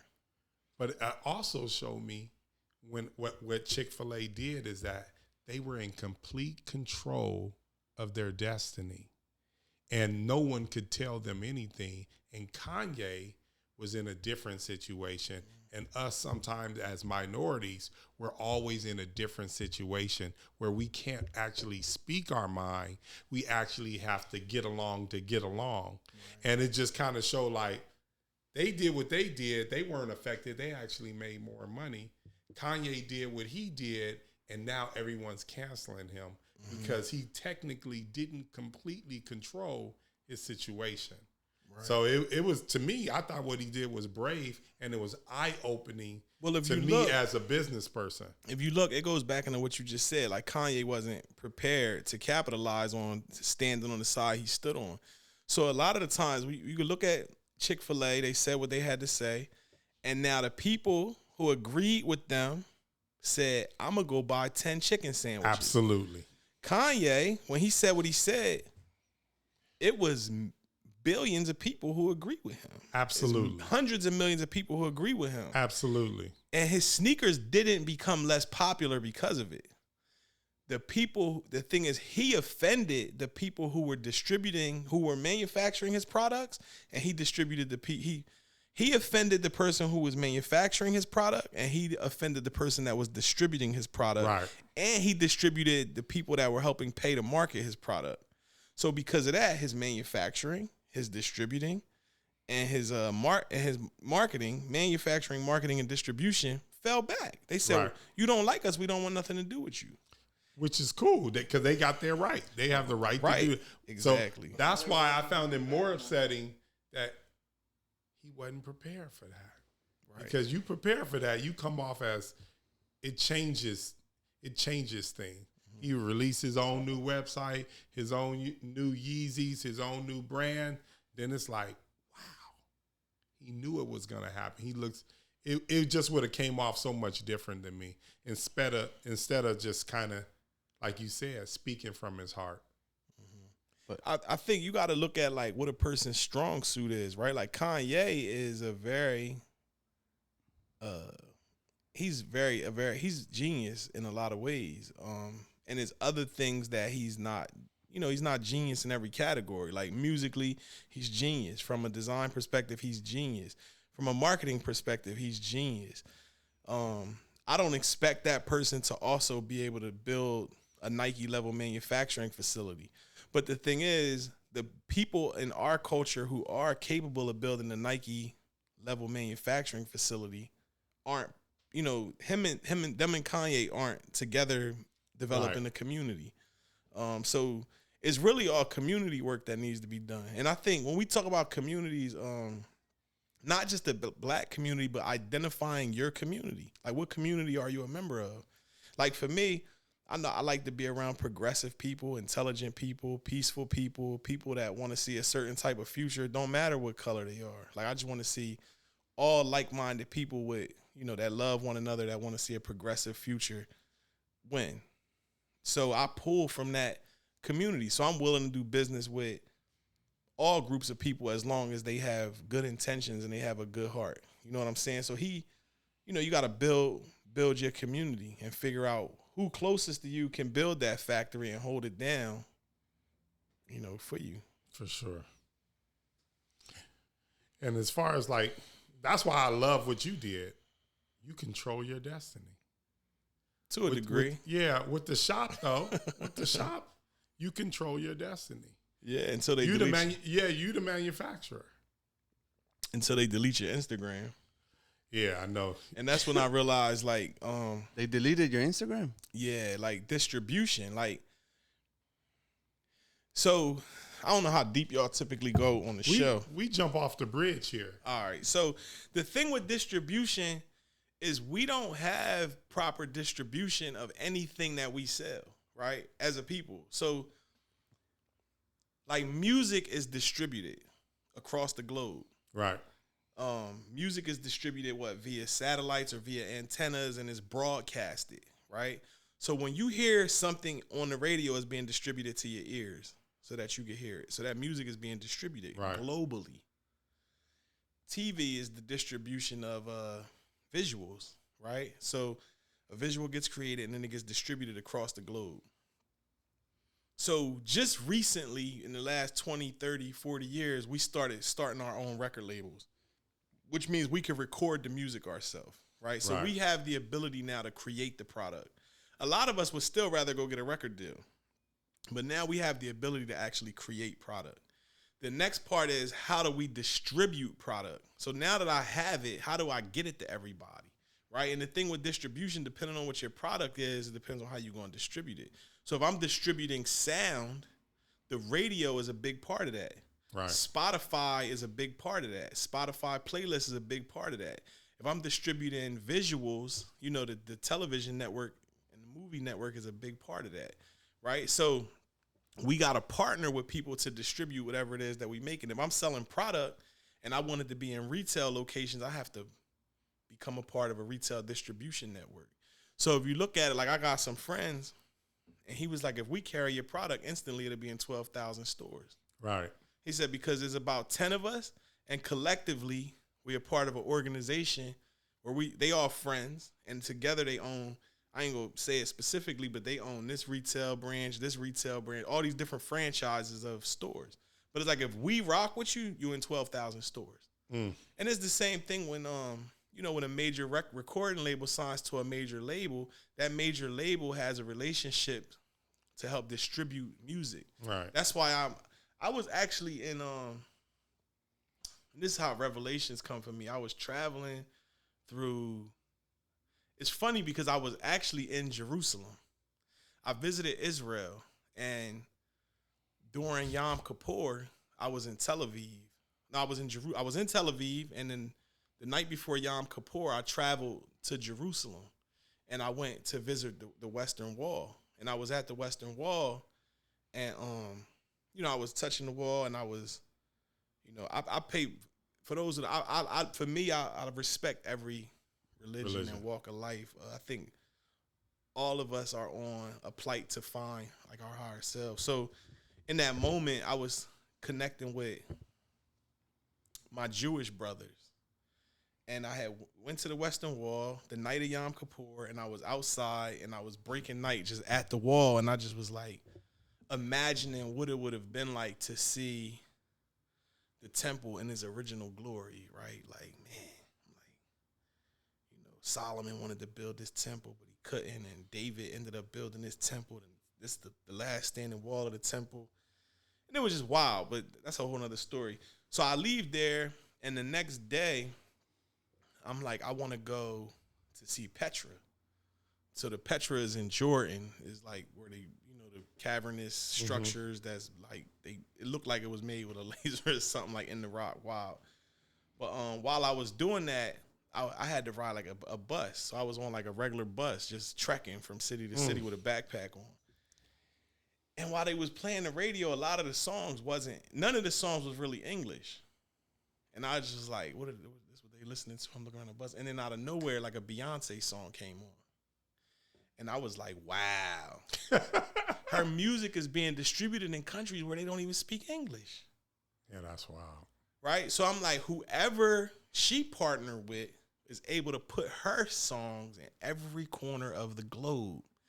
That's why she's a megastar. Well, she's a megastar because she's a phenom, but the person helping her distribute that sound has access to every corner of the globe, and they're listening to it in countries where they don't speak English. That's good distribution. Yeah.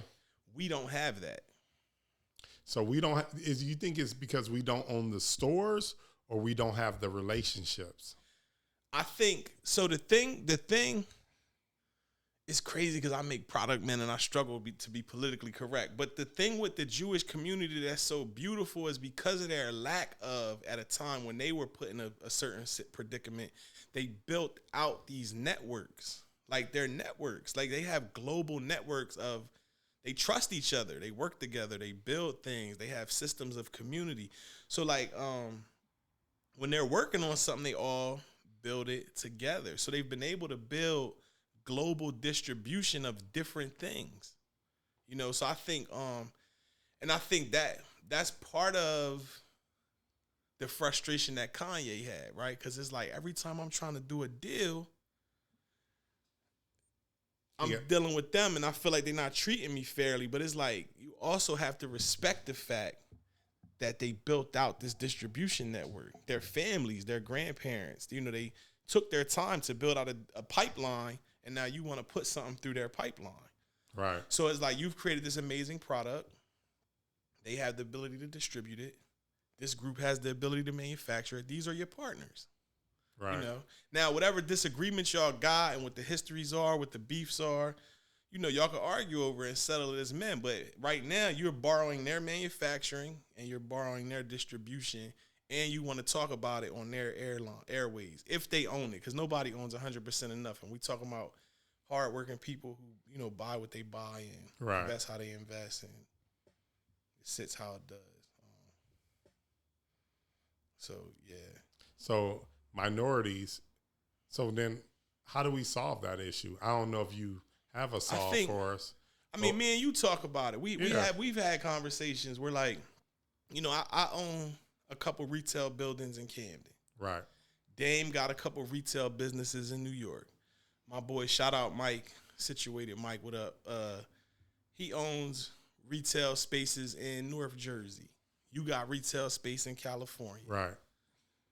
If we take 10 people like us that got those retail spaces and we say we're gonna call this,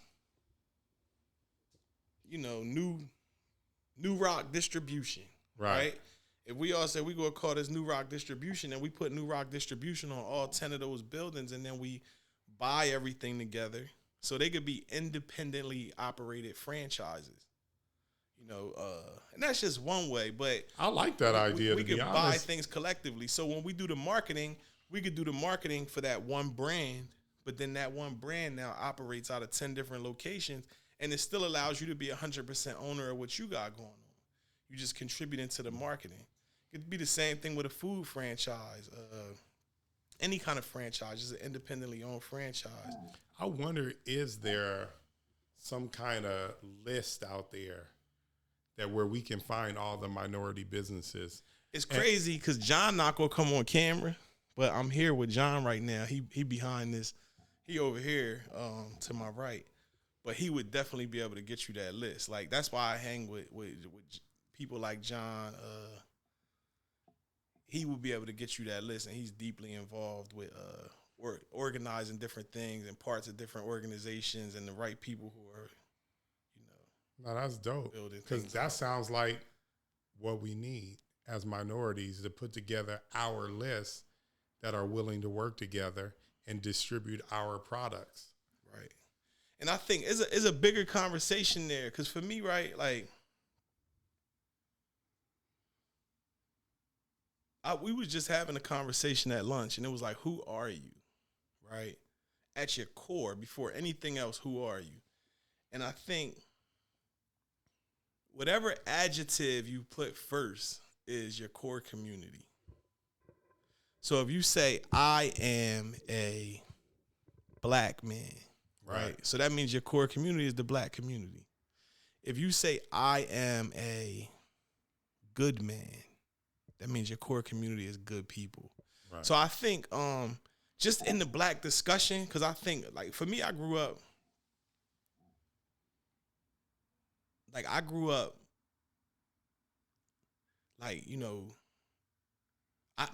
my ancestry, like Black Panthers, Nation of Islam, right? So I'm looking at all these things, and it's like, we need to have our own. Like, it's hard. If I live next door to you and you own your house and my house, but I pay you rent, we're never equal, right? We have to own our own house. We have to own our own business. We have to, we have to own our own to be, like, there's internal and external application, right? Like, we need to own things to stand on our own. Like, this is mine. We own this. We have ownership of this. So as long as and if you look at the work that was done by Elijah early on, what Elijah spoke about was the original civil rights movement was rooted more in segregation with equal taxation, right? And it was based on the idea that he didn't have a problem with white people. He's like, yo, rather than begging white people to go to a white hospital, why don't we just build our own hospital? Because I don't want to go to a white hospital where the white person don't like me. Why would I want a white person operating on me that hates me? Why would we want to eat at a white restaurant if the white person that operates the restaurant my money? Right. So he's like, rather than standing outside protesting and begging to go in the restaurant, why don't we build our own restaurant? So it was segregation. Let them have theirs and we'll build ours. But the thought was, we want to keep our tax money. So it was like segregation with proper taxation, because I don't want to pay taxes and then you take my tax dollars and give it to a white officer who hates me, who's now coming back into the community to club me up against the head. Give us control of that tax dollar so that we can hire people in the community to police the community. Absolutely. Give us back the tax dollars so that we can build hospitals with our tax, because the taxation is the collection of money from the community to build out the community. So it's like, if we paying taxes within this community, that money needs to be spent in the community for us to build our community. And in our community, we need a church, a hospital, a school. So that's what the original civil rights push was over. And what happened is it got shifted, right? They pulled the 1-2, they flipped it on us. And Malcolm was talking for Elijah when he was talking about that was the civil rights movement. It was never televised. Martin's approach was integration. His dream was for everybody. Which people now realize was the destruction of our power and us controlling our destiny. Because when he begged for integration, because what happened is, if we can't go to their restaurant, so we open our own restaurant, and now there's a line outside of our restaurant, and now our restaurant owner is getting rich, he building a second restaurant, right. And now ain't nobody going to this restaurant. The owner of that restaurant and the powers that be start to understand that, like, allowing them to do this is going to undermine what we've tried to accomplish. And if they undermine what we've tried to accomplish, if we don't nip it in the bud, it's going to get too powerful and we're not going to be able to do nothing about it. So let's just let them eat at our restaurant because we're going to make money off of it. So now the new game is, yeah, of course we'll make you president of the company. Of course we'll let you model for the campaign because they're going to sell us more of their product. It's not our product that we buying. So we could be the face of the product.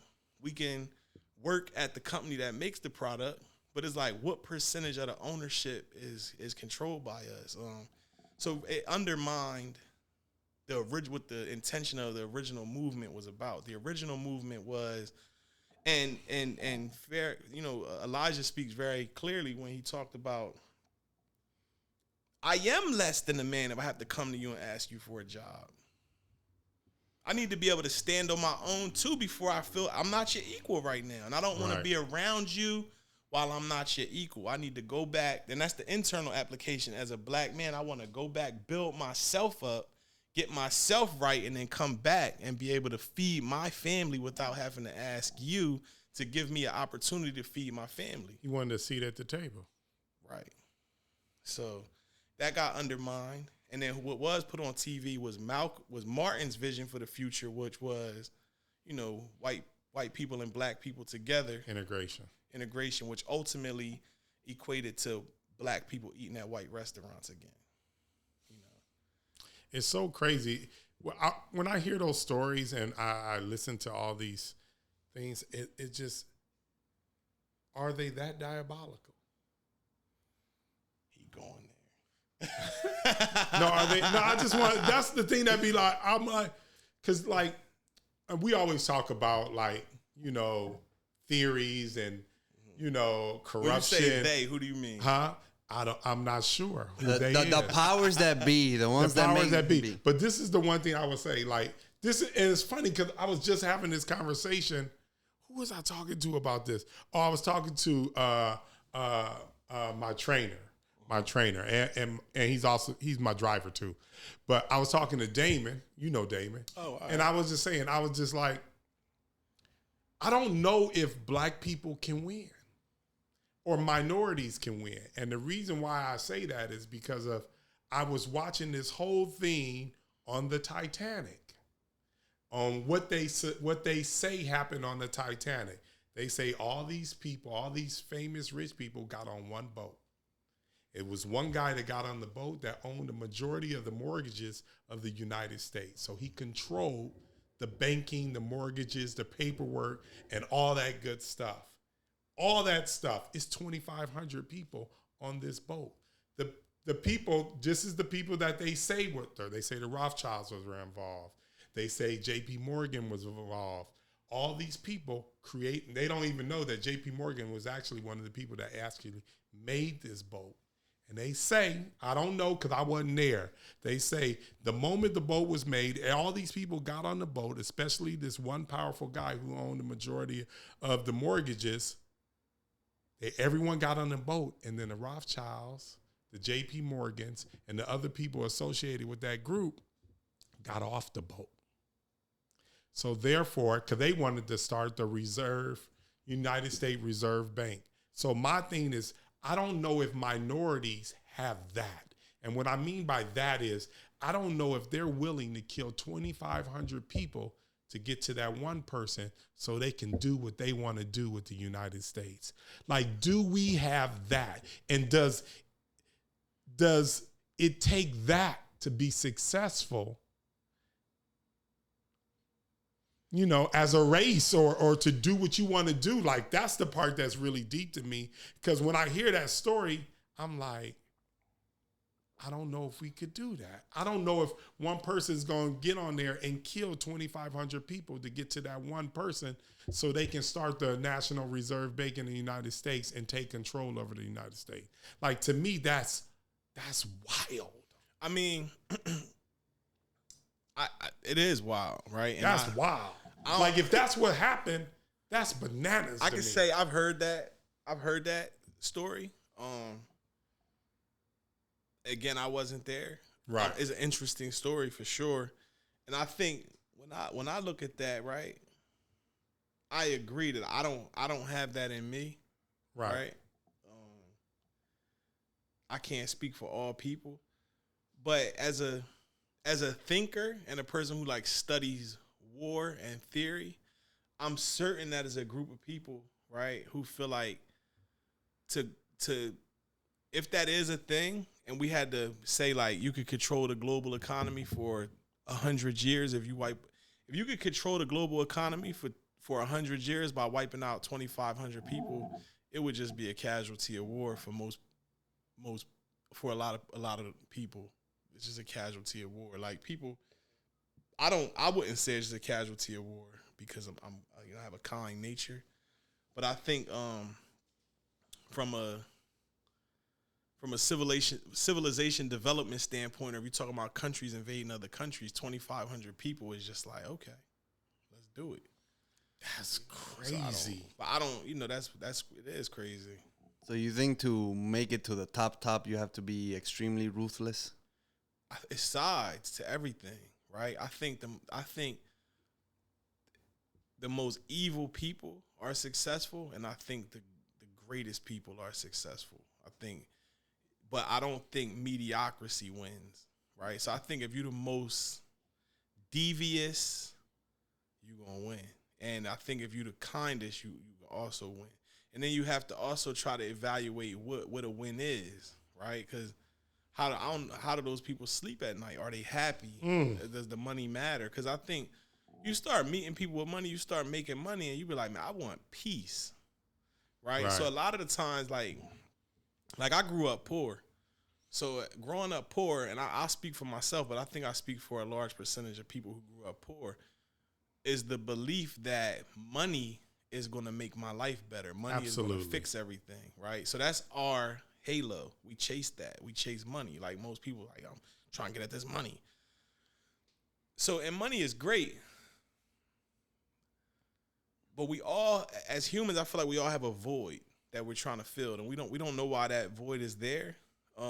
And we believe if we get money, it'll fill that void, right? So we wake up with the desire to get money. And you get some money, you go buy a car, you go buy a house, you go get with a bunch of women, you go buy some jewelry, then you buy another car, and another watch, and another house, and another car. And then one day, you realize, like, I'm fucking depressed. I'm depressed. I'm not happy. And the depression comes from you spent your whole life chasing money. and then you get money to still have a void. And now you like, if the money didn't fix it, nothing will. And I think it begins like a depression.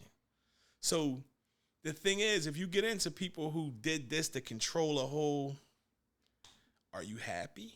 Right? Because I've had enough now where I'm like, you know, I like nice things. But for me, I'm in a space where it's like a $5 million house and a $50 million house. It's the same thing. $100,000 car and $1 million car is the same thing. Like, if I ain't got there yet. I feel you. It's definitely some struggle. I ain't got there yet. If you don't be feeling like the same. If you had, what's your net worth right now? I don't want to talk about that. If you had, let's say right now you worth $30 million. I'm more than that. You want to say it? No. I said that out loud? Yeah, you said that out loud. I didn't know I said it out loud. That's my bad. I was just thinking to myself, and I was just going through the motion. Right. And I heard that number. I was like, I'm more than that. Right. So let's just say for the sake of conversation, your net worth is $50 million. God, we got to keep going. I did it again. You did it. I did it again. That's my bad. Let's say that is on me. Let's say 100 million. Is that fair? That's fair. That's fair. Let's say 100 million. So you got 100 million. We here. If you had 500 million, we'll be doing the same shit. I'm going to still come to your house. You're going to still be playing the game. You're going to still like Jordans. You're going to like the same type of girl. You're going to eat the same food. You're going to still get the Rolls Royce. Maybe you get a private jet if you ain't, maybe you get a couple private jets. You don't even like water, so you ain't getting a yacht. What are you going to do? Maybe you build some more shit, but ultimately at the core, you're going to really do the same thing that you're doing now. Nothing really changes. That's some real shit. Okay. And I think if you had... But you know what I think it is? I think you feel better. For me, I feel like I'm taking the bullet for my family, my future family.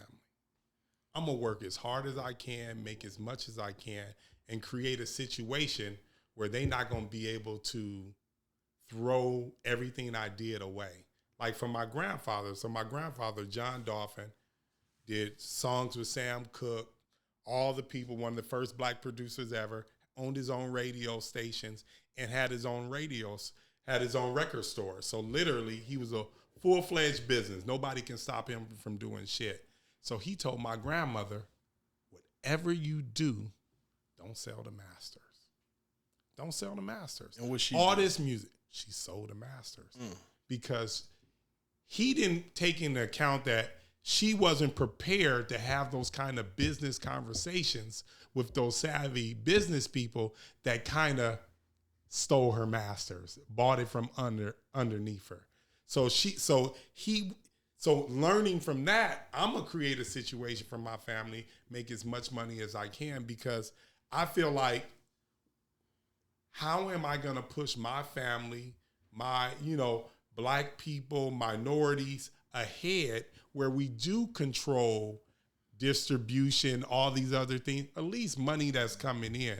So I have a plan for my future family, and I feel like I need to make as much as I can. So me being worth $5 million and $30 million, I feel like I need to get as high as I can so I can create this scenario where this can be now one of the leading black families or family in this country.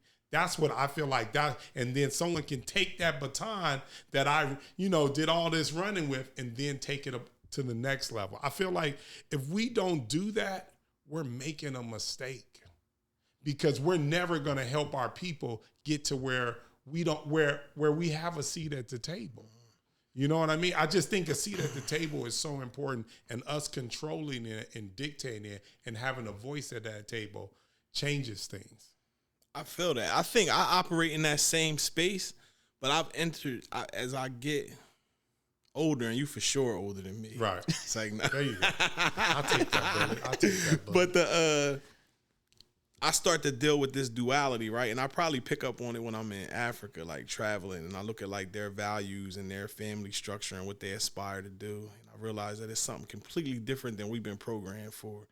So like ultimately, because this is the thing, when you get your billion, you're going to park it, right? And you're going to park it in some, maybe some mutual funds, government annuity, government bonds, annuities, bonds, right? Renders between 3 and 7% a year. Right. You're gonna put it in trust. You're gonna have trust set up. But So this they is the can't deep manipulate part, and this is the thing with planning, right? And knowing exactly what you're doing. The fabric of America is built on those ideas, and the fabric of the Federal Reserve is built on these ideas. Like you're supporting so you're saying I'm gonna get $1 billion, Right. and then I'm gonna take that $1 billion and I'm gonna use it in government bonds and annuities. So you basically all of the work that you've worked for, you're taking the accumulation of wealth and then you're diversifying it across government systems, banking systems. So you ultimately are giving the money that you worked for right back to the system that you said killed. I see where you're going with that. Yeah.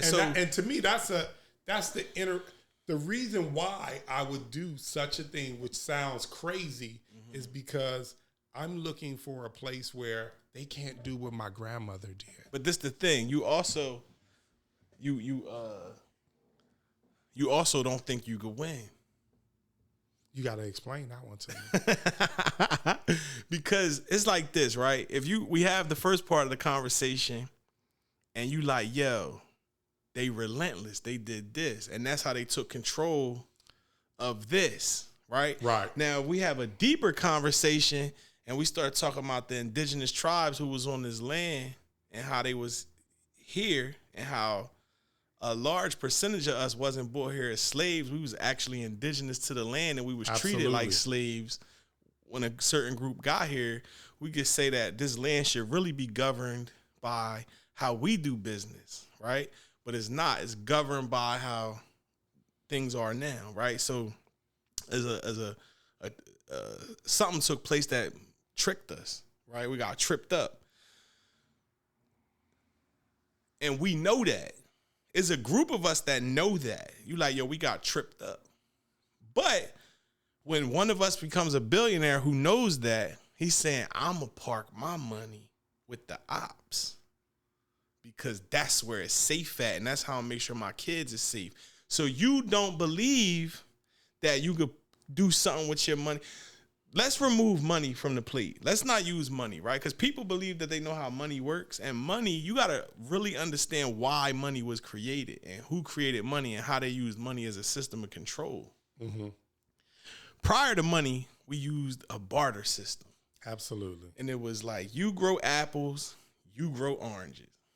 You want some oranges? Take some of my apples. We have a trade. And then you hit a point where you was like, I need some apples, but I don't need no oranges. So we had like whatever we're going to trade like this. You owe me. Mm-hmm. And then a group came in and said, look, we coming and we're going to take all y'all apples and oranges.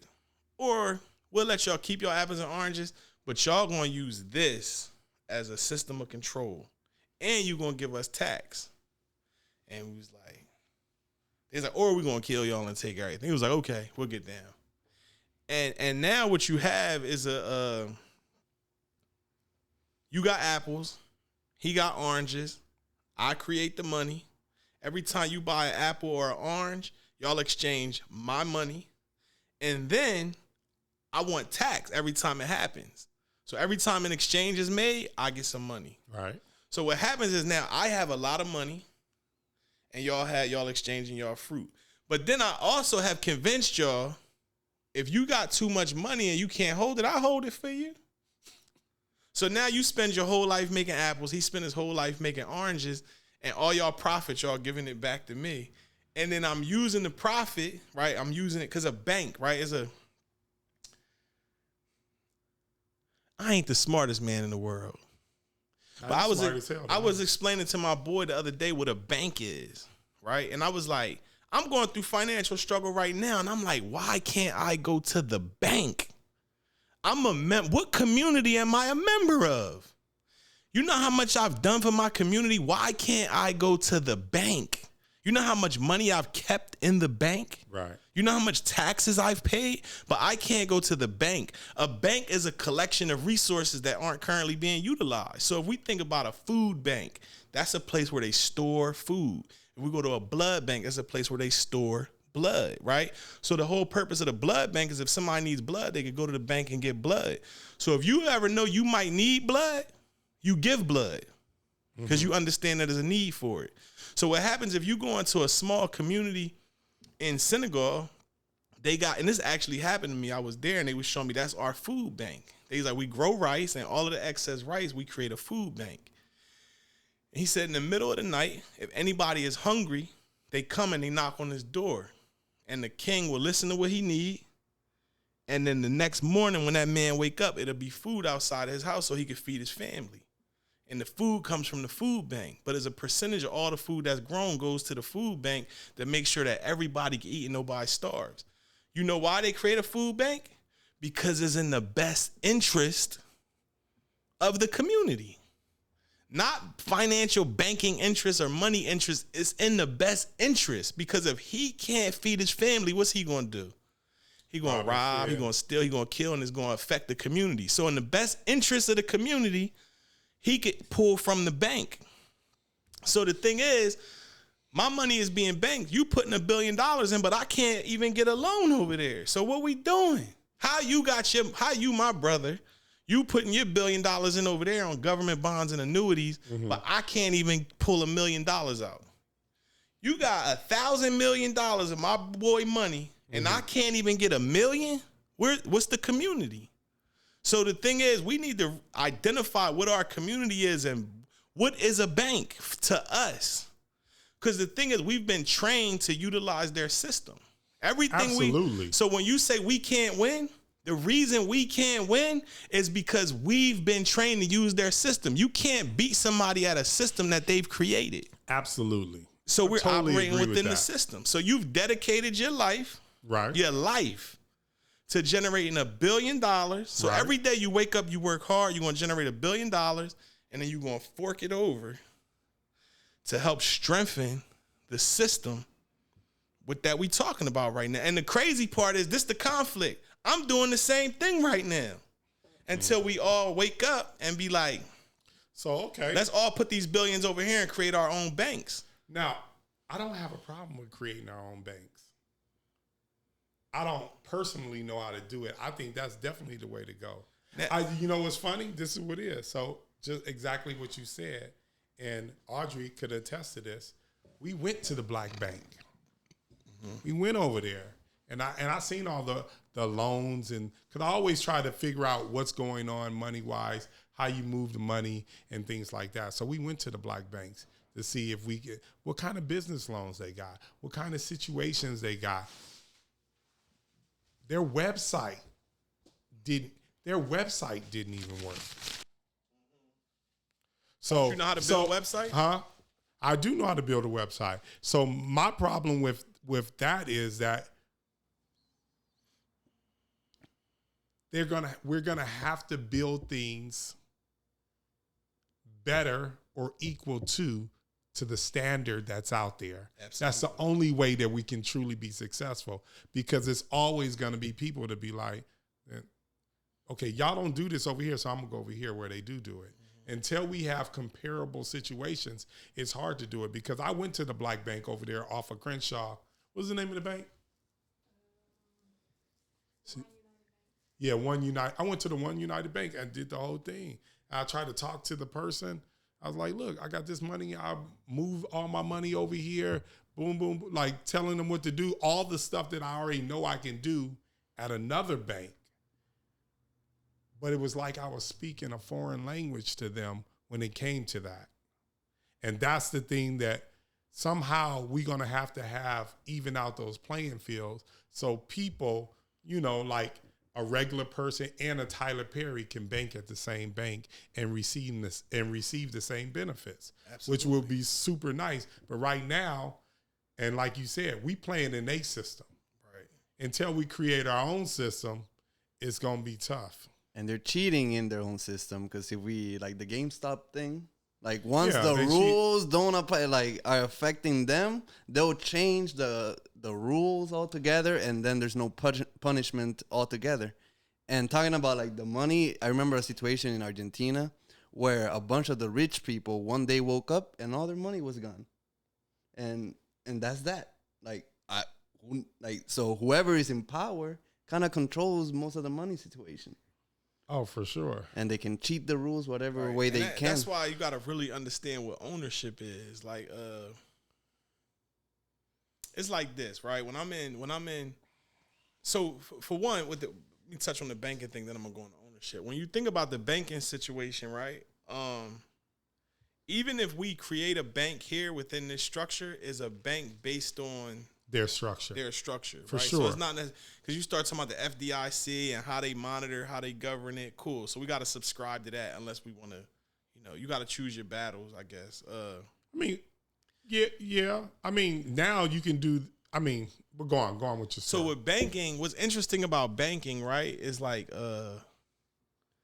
let's say it's 5 of us in here, right, and we all got $1 billion each. So we put the money in, and now we got $5 billion. And we say, we going to use this for the collective, like whatever we building, right? So we start talking from like we going to build infrastructure, small communities, and, this is going to be the funds that we use to do this stuff, small highways. And then we've created a system where, like, taxes, we going, when a person creates a business, like a whole taxing system amongst friends, though. I can tell you what's going to happen. So you get abuse, right? Some people abuse it.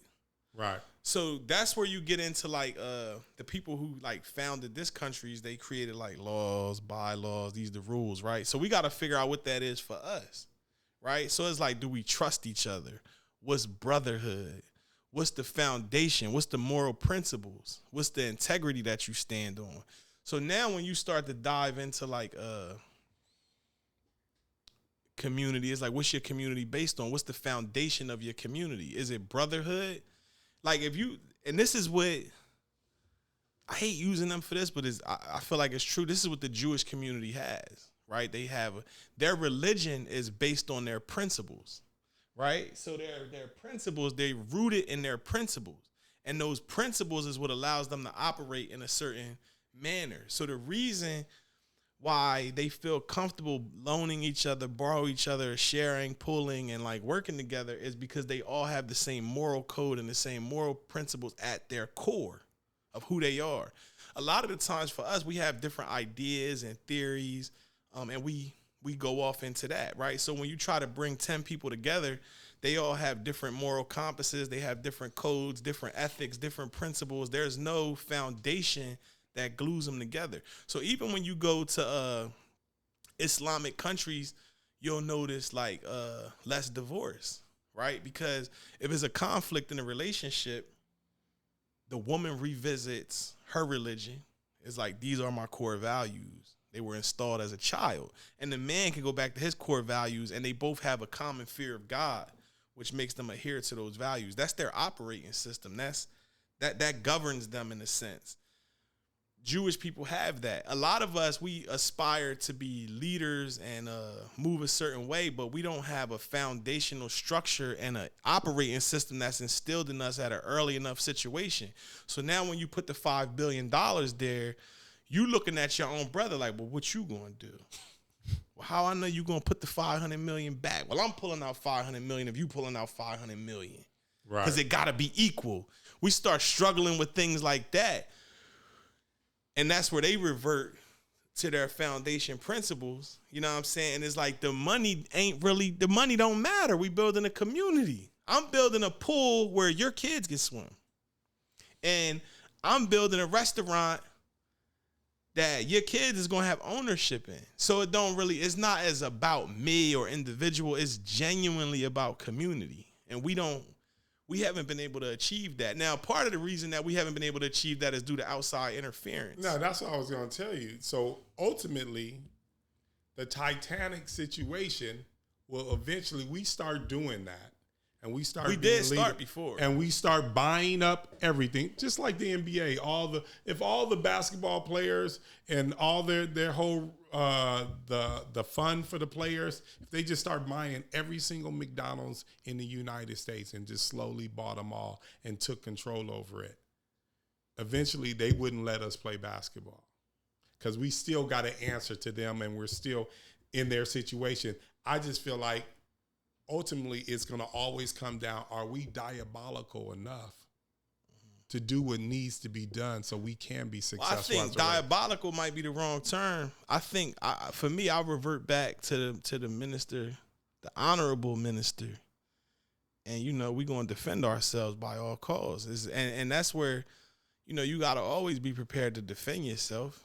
That's where, if anybody comes. That's fair. Yeah, so it's like you got to really know what's going on. You need that foundation. You need that training. You need that understanding. You need that brotherhood so you can know this is how we handle these situations. But a lot of the times, we could be watching our brother in distress and under attack, but it's like, I ain't getting in the middle of that.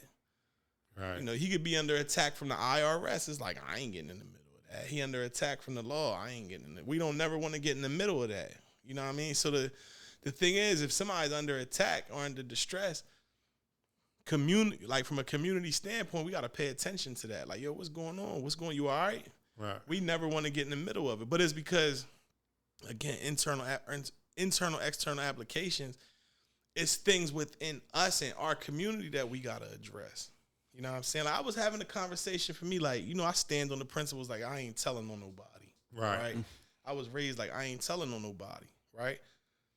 And it was just something I ain't doing against my moral code. Right. Never snitching. Right.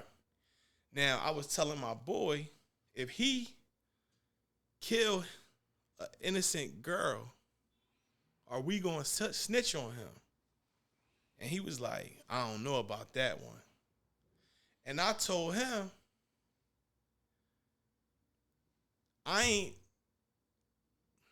you're not prepared to go against your code. Where my principles stand is I don't want to turn nobody over to them. I heard that. But as a man who upholds his community, he need to get dealt with. Right. Right? That's fair. But so it's like the community could deal with him. Like, yo, we got to deal with that. Or the community could turn him over. But the community got to make that decision, right? Now, that's the thing. If the community make that decision, there's a whole nother type of law that could get broken. But if the community get in, so if that man killed that girl, innocent girl, and then the community like, nah, we ain't gonna tell the cops on you. But guess what? We're gonna deal with somebody pop up on you. Now, when the cops come, like, well, who killed him? We don't know.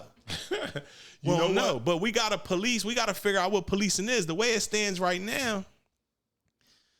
Is a lot of bullshit going on around us and we don't say nothing about it and we also don't do nothing about it. So now we not comfortable in our own community.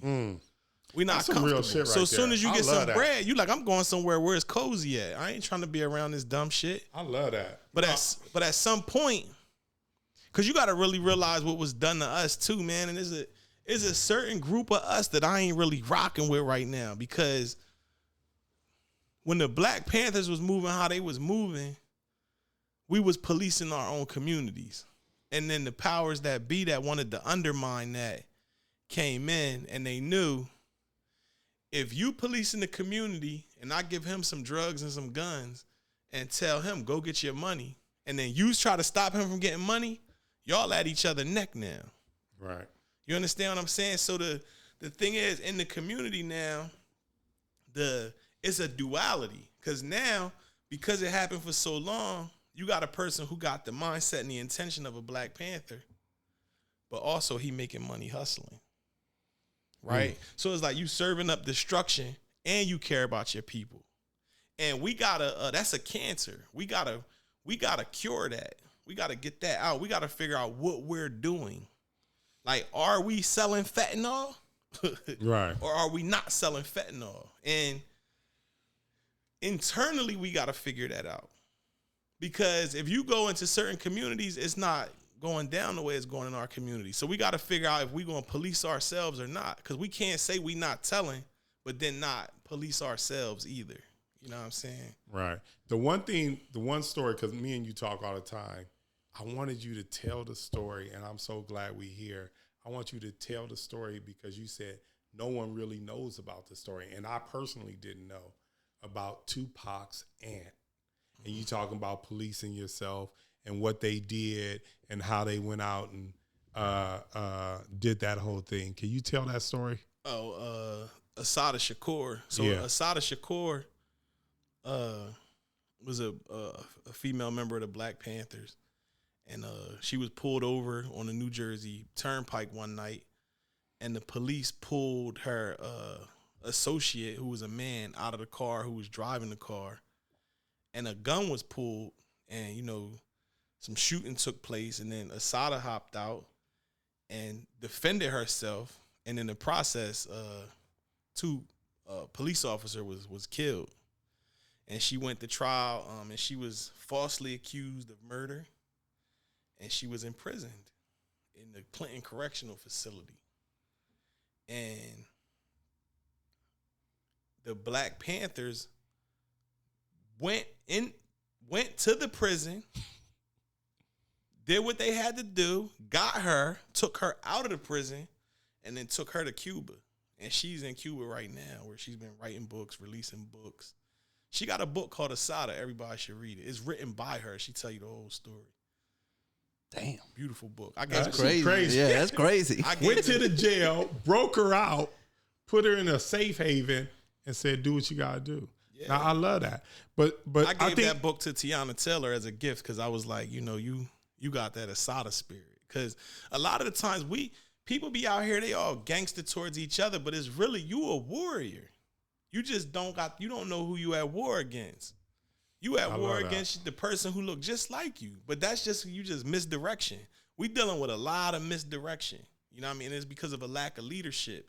And it's because whenever we have a powerful leader, you know, they kill him. And then you have, like, for me, the most powerful leader that we got, it's only one person who really is people who I look up to and mentors that I have. But, like, when there's certain things going on, I still wait to hear what Farrakhan has to say. Yeah, I knew you was going to say that. You know what I'm saying? Because I got a lot of respect for Farrakhan. He ain't never done nothing shaky to me. He stand on who he is, and, like, he speaks for me when he speaks. Right. You know what I'm saying? Now the thing, as a black man, he speaks for me. As a creative, Michael Jackson can speak for me. Kanye can speak for me. Right. As a good person, Gandhi can speak for me. You know, different people can speak for me. But as a black man, Farrakhan can speak for me all day. You know what I'm saying? So that's why I say you got to identify, you know, because I think a lot of the times I was just having this conversation, because a lot of the times we'll dive into like black owned, it gotta be black. And I was just telling my boy, like, when a white man starts a business, it's just a business. It's for everybody. When a black man starts a business, it's a black business, and it's for black people. You know what I'm saying? Which ultimately, like, limits our market share immediately, right? It's like, it's 100 people out here, 20 of them is black. White guy set up his sandwich shop, it's for everybody. Black guy sets up his sandwich shop, the 10 black people come to his sandwich shop. But now the black guy, like, why is my sandwich shop not doing as good as the white sandwich shop? Because you making black sandwiches for black people. You got to make sandwiches for everybody. Because the thing with them is, the white sandwich shop will hire a black woman to run the sandwich shop and hire all black people to work at the counters. And then black people now going to the white sandwich shop. White people going to the white sandwich shop. Right. So they just using us to market to us. So, but that's something that we got to get over. Like me and Dame just talked about it the other day. It's like the herbal supplement that y'all working for, it's not for black people. It's for all people. All day. It's for all people. But you know what's crazy? Like, we got a straight hair formula. We working on a hair product, and this is the straight hair formula. What's crazy is that when we first started DHERBS, people were saying white people would actually send emails to us and say, I know it's a black product. Will it work for me? And that shit blew my mind. I was like, what are you talking about? Right. It's herbs. It'll help anybody that, you know, if you have a certain ailment, those certain herbs are going to benefit your body. But it's weird how segregated our minds are. It's also how the marketing is done. Because if you look at like, you know, we look at like your diet, or we look at like a Dr. Sebi diet, and we be like, this is how black people are eating. But then like Herbalife, it just feels like it's for, you go to GNC, it's for everybody. Right. So my thing is, how do you diversify who you share your product with? You know, do you understand how the Asian market consumes product? Do you know what triggers them? Because we are a part of a community, so we know what triggers us. We know how to market to us, but do we know how to market to other groups in society, right? Outside of the market that we're a part of. That's fair. You know what I mean? Because if I was just telling, I was like, if somebody asked me like who influences my fashion decisions, I might be like Rihanna and A$AP Rocky, or Rihanna and Kanye, right? But somewhere in Europe or Australia is a person who don't know nothing about them as it pertains to fashion. They influenced by something completely different. But if I said that to anybody that's a member of our community, it would make sense to them. They were like, yeah, I agree. You know what I mean? But another person might be like, you want to dress like them? I don't know who they are. Why do you want to dress like them? Right. So we got to have those people working for us too, because we got to figure out who influences the people who don't think like us. You know what I mean? And that's going to give us a more diverse market share. I feel like that happens also because I'm a film guy, so I'm constantly, you know, watching film, seeing what's happening, and towards, you know, African Americans, people like myself, like when they make movies, they make very specific movies, and though it is appreciated because there is some history that has to be learned, like let's say a movie like The Blackening. I went to see The Blackening. It's like, this is for a specific type of audience, and then you see the box office and comparing it to a movie that is just a rom-com, you know, that is marketed for everybody, it's not doing as big of a numbers, and it's not selling as much as it should be. I think I agree. The movie industry is definitely one of those industries, because it's like Tyler Perry is a black director. He's now a black, you know, founder, and he makes black movies. I would love to see Tyler Perry get a white director and an all-white cast and create a movie that the people who go to see a Steven Spielberg movie can go see. As it stands right now, and I love the fact that as a black man that makes movies for black people, but I also want to see a black man step out of his comfort zone, make movies for all people. And it's been done. It's black people who have made movies for all people, but I think we need to start thinking in that space more, because what we do is we limit ourselves. We limit ourselves to only that particular group. Right. So I want to go back to a statement that you made. So if somebody asks you, who are you? What would be your response? A God-fearing, progressive black man. In that order.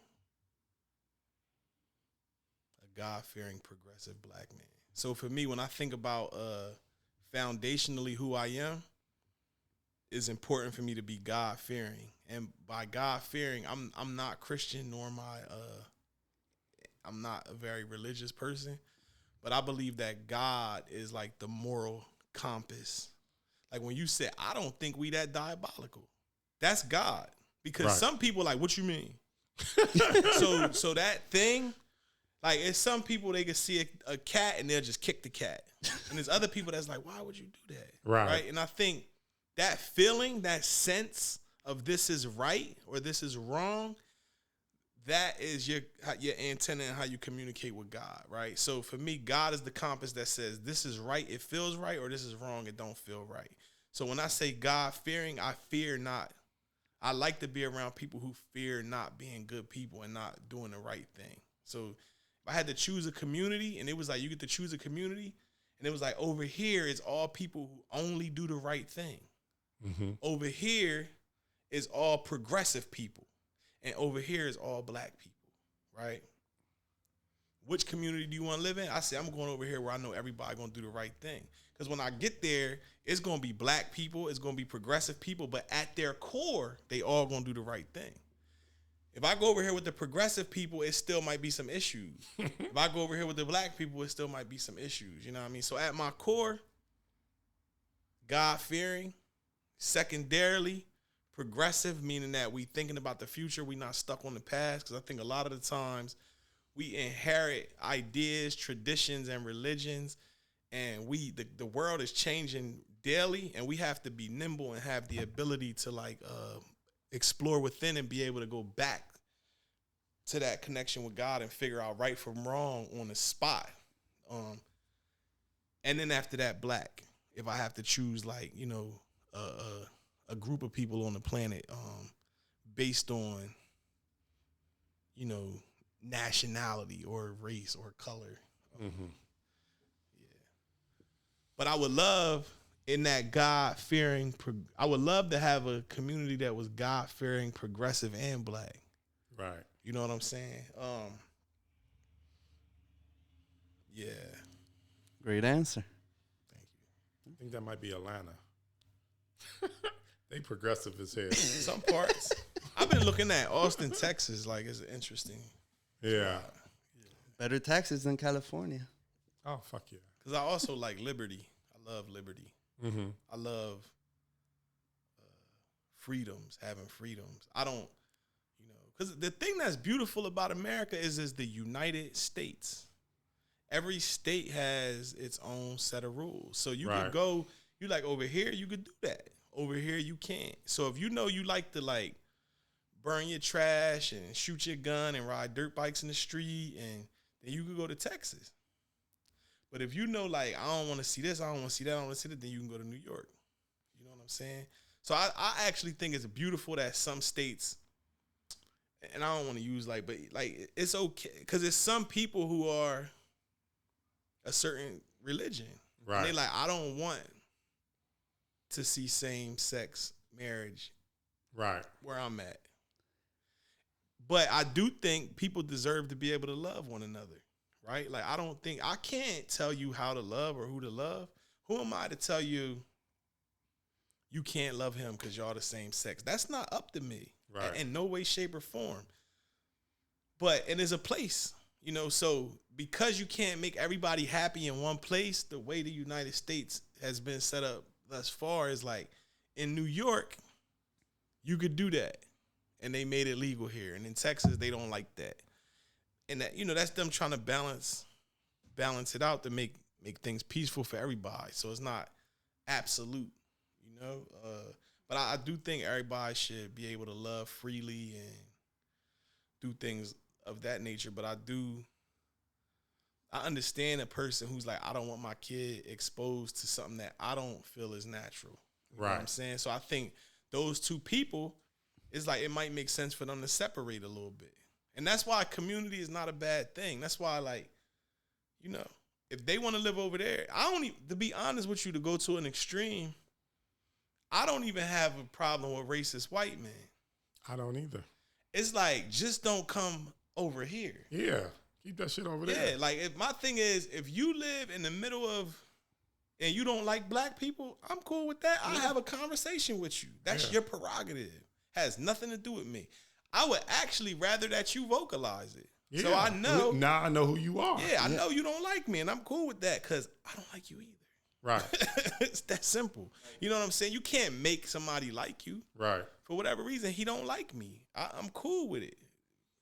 Let them do that over there. They got a community over there where they don't like me.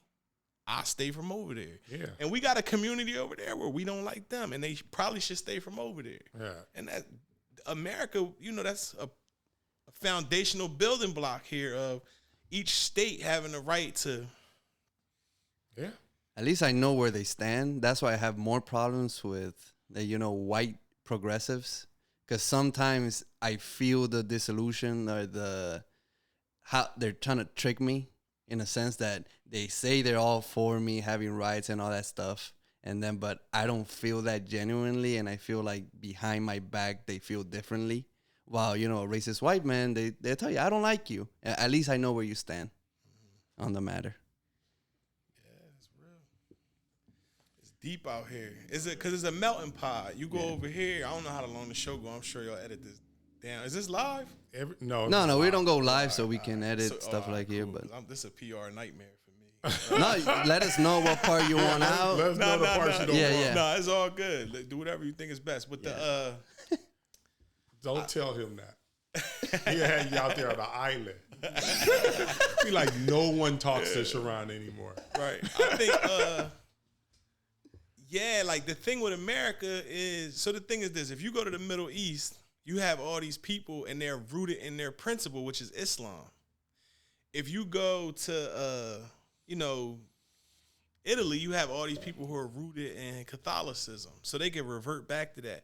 But then when you come to America, you got Christians here, you got Roman Catholics here, you have Jewish people here, you got Israelites here, you got Muslim people here, you got the 5% Nation of Islam. So when everybody migrated here, you have all these different ideas. And everybody feels that their idea is right. Because the gay person is fighting for his freedom to love who he wants to love. Like, how do you not fight for that? Right. And the Muslim person is like fighting not to go to the hellfire because his religion has told him, like, you going to burn for that. So both of them people have the right to fight for what they fighting for. So when you start to think about states, it's just different areas. It's like the cat over here, the dog is over here. If I put the cat and the dog in the room together, they gonna go at it. Right. You know what I'm saying? So I think it's cool. So for me now, when I'm looking for somewhere to live, I pay attention to all of that. I'm not trying to go nowhere and really, change the whole dynamic or the fabric of what's going on there. I'm just like, over here, they gonna let me grab what I need to grab to make my house safe. Right. And I can ride my dirt bike. Right. Because I don't need nobody. Because that's another thing that got flipped in the black community, which bothers me sometimes. And like, the original, when the Black Panthers was moving around, they was policing the community. Mm-hmm. So the reality was, we have the right to bear arms. So if we're going to police our community, and now we know we have the right to bear arms, we could police our community, right? I mean, can't nobody come in here and do nothing because we prepared to police. The police and the Black Panther are on the even. You got a gun, I got a gun. Right. Even to police the police. Right. So when guys selling drugs, making a citizen's arrest. You can't sell drugs out here. You got your gun. Right. You got the right to bear arms. Police come in, they beating the young boy up. Yo, what you doing over there? Right. What's that gun? They gotta pay attention to that. Right. So the police hop out on you. They over there doing something they not supposed to be doing. Panthers pull out their joint. What's going on? Right. Oh, what's that? It's a gun. What you doing with that gun? I got the right to bear arms. Is it loaded? Of course it's loaded. I'm not in my vehicle. It wasn't loaded in the vehicle. Now it's loaded. You know what I'm saying?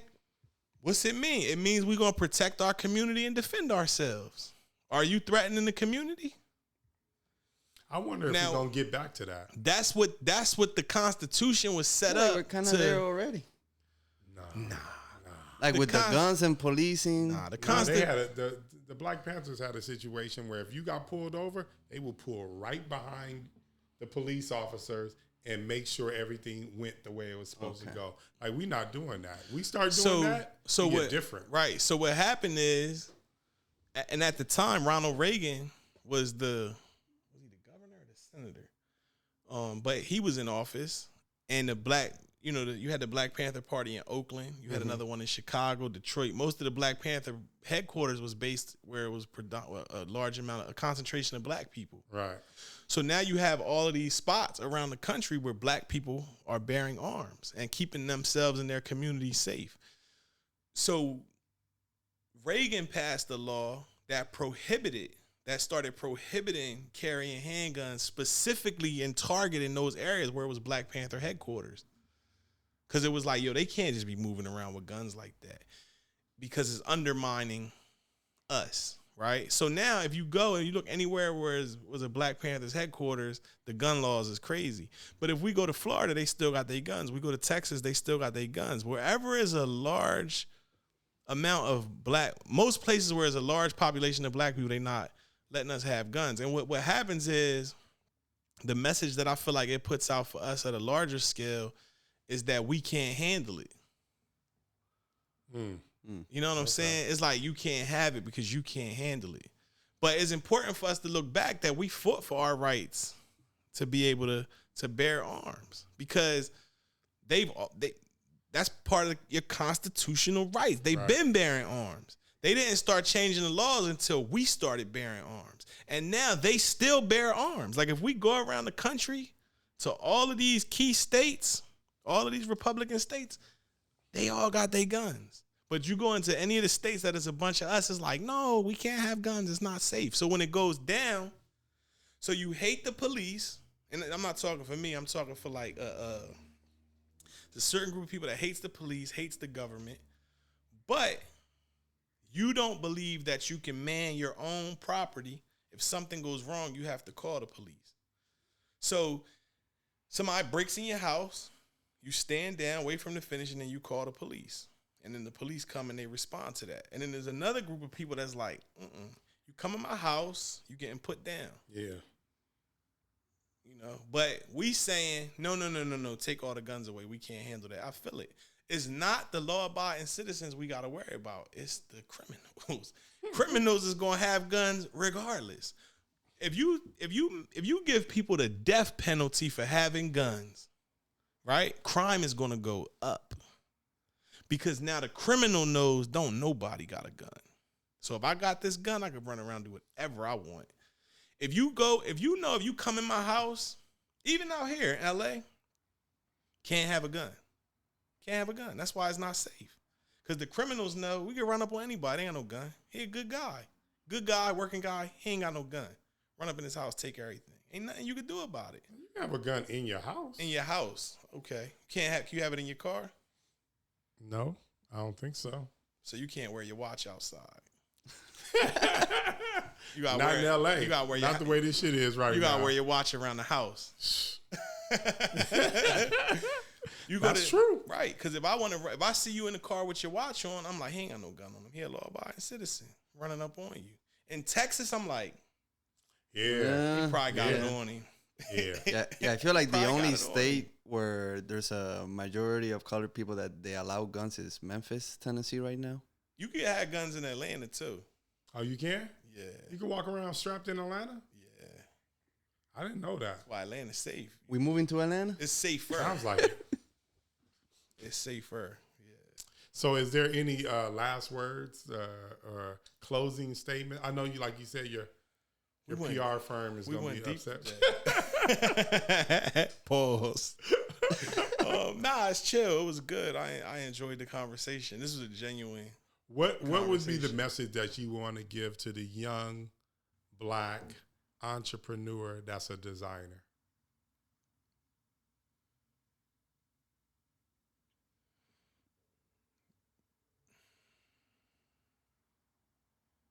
It's no easy way, right? Like you gotta, if you want to win and you want to be successful, just remember that if you shoot 1,000 times and you miss, all you gotta do is make one shot. And if that shot goes in, you're a winner. So just shoot until you make it, right? Shoot until you make it. Don't stop shooting. Don't get discouraged. And, you know, most successful people have, I think all successful people have way more failures than they do successes. So don't be discouraged by failure. Just learn from it. Keep pushing through. Stay creative. And don't give up on your dreams. I love it. That's great. Thank you so much. Yeah, thanks for coming. Word. We went everywhere on this one.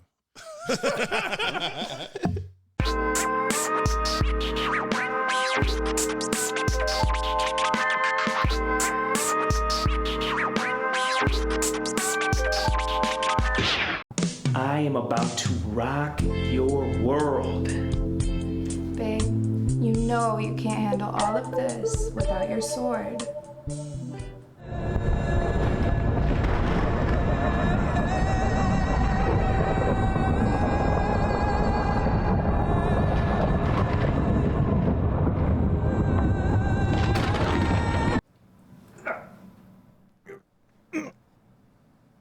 I swear this never happens. I guess I'll just text Lancelot. He never has this problem. No, I am King Arthur. I was worthy of Excalibur, and I'm worthy of sword vitality!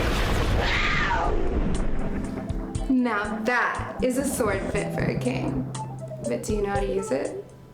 Become a better man with sword vitality.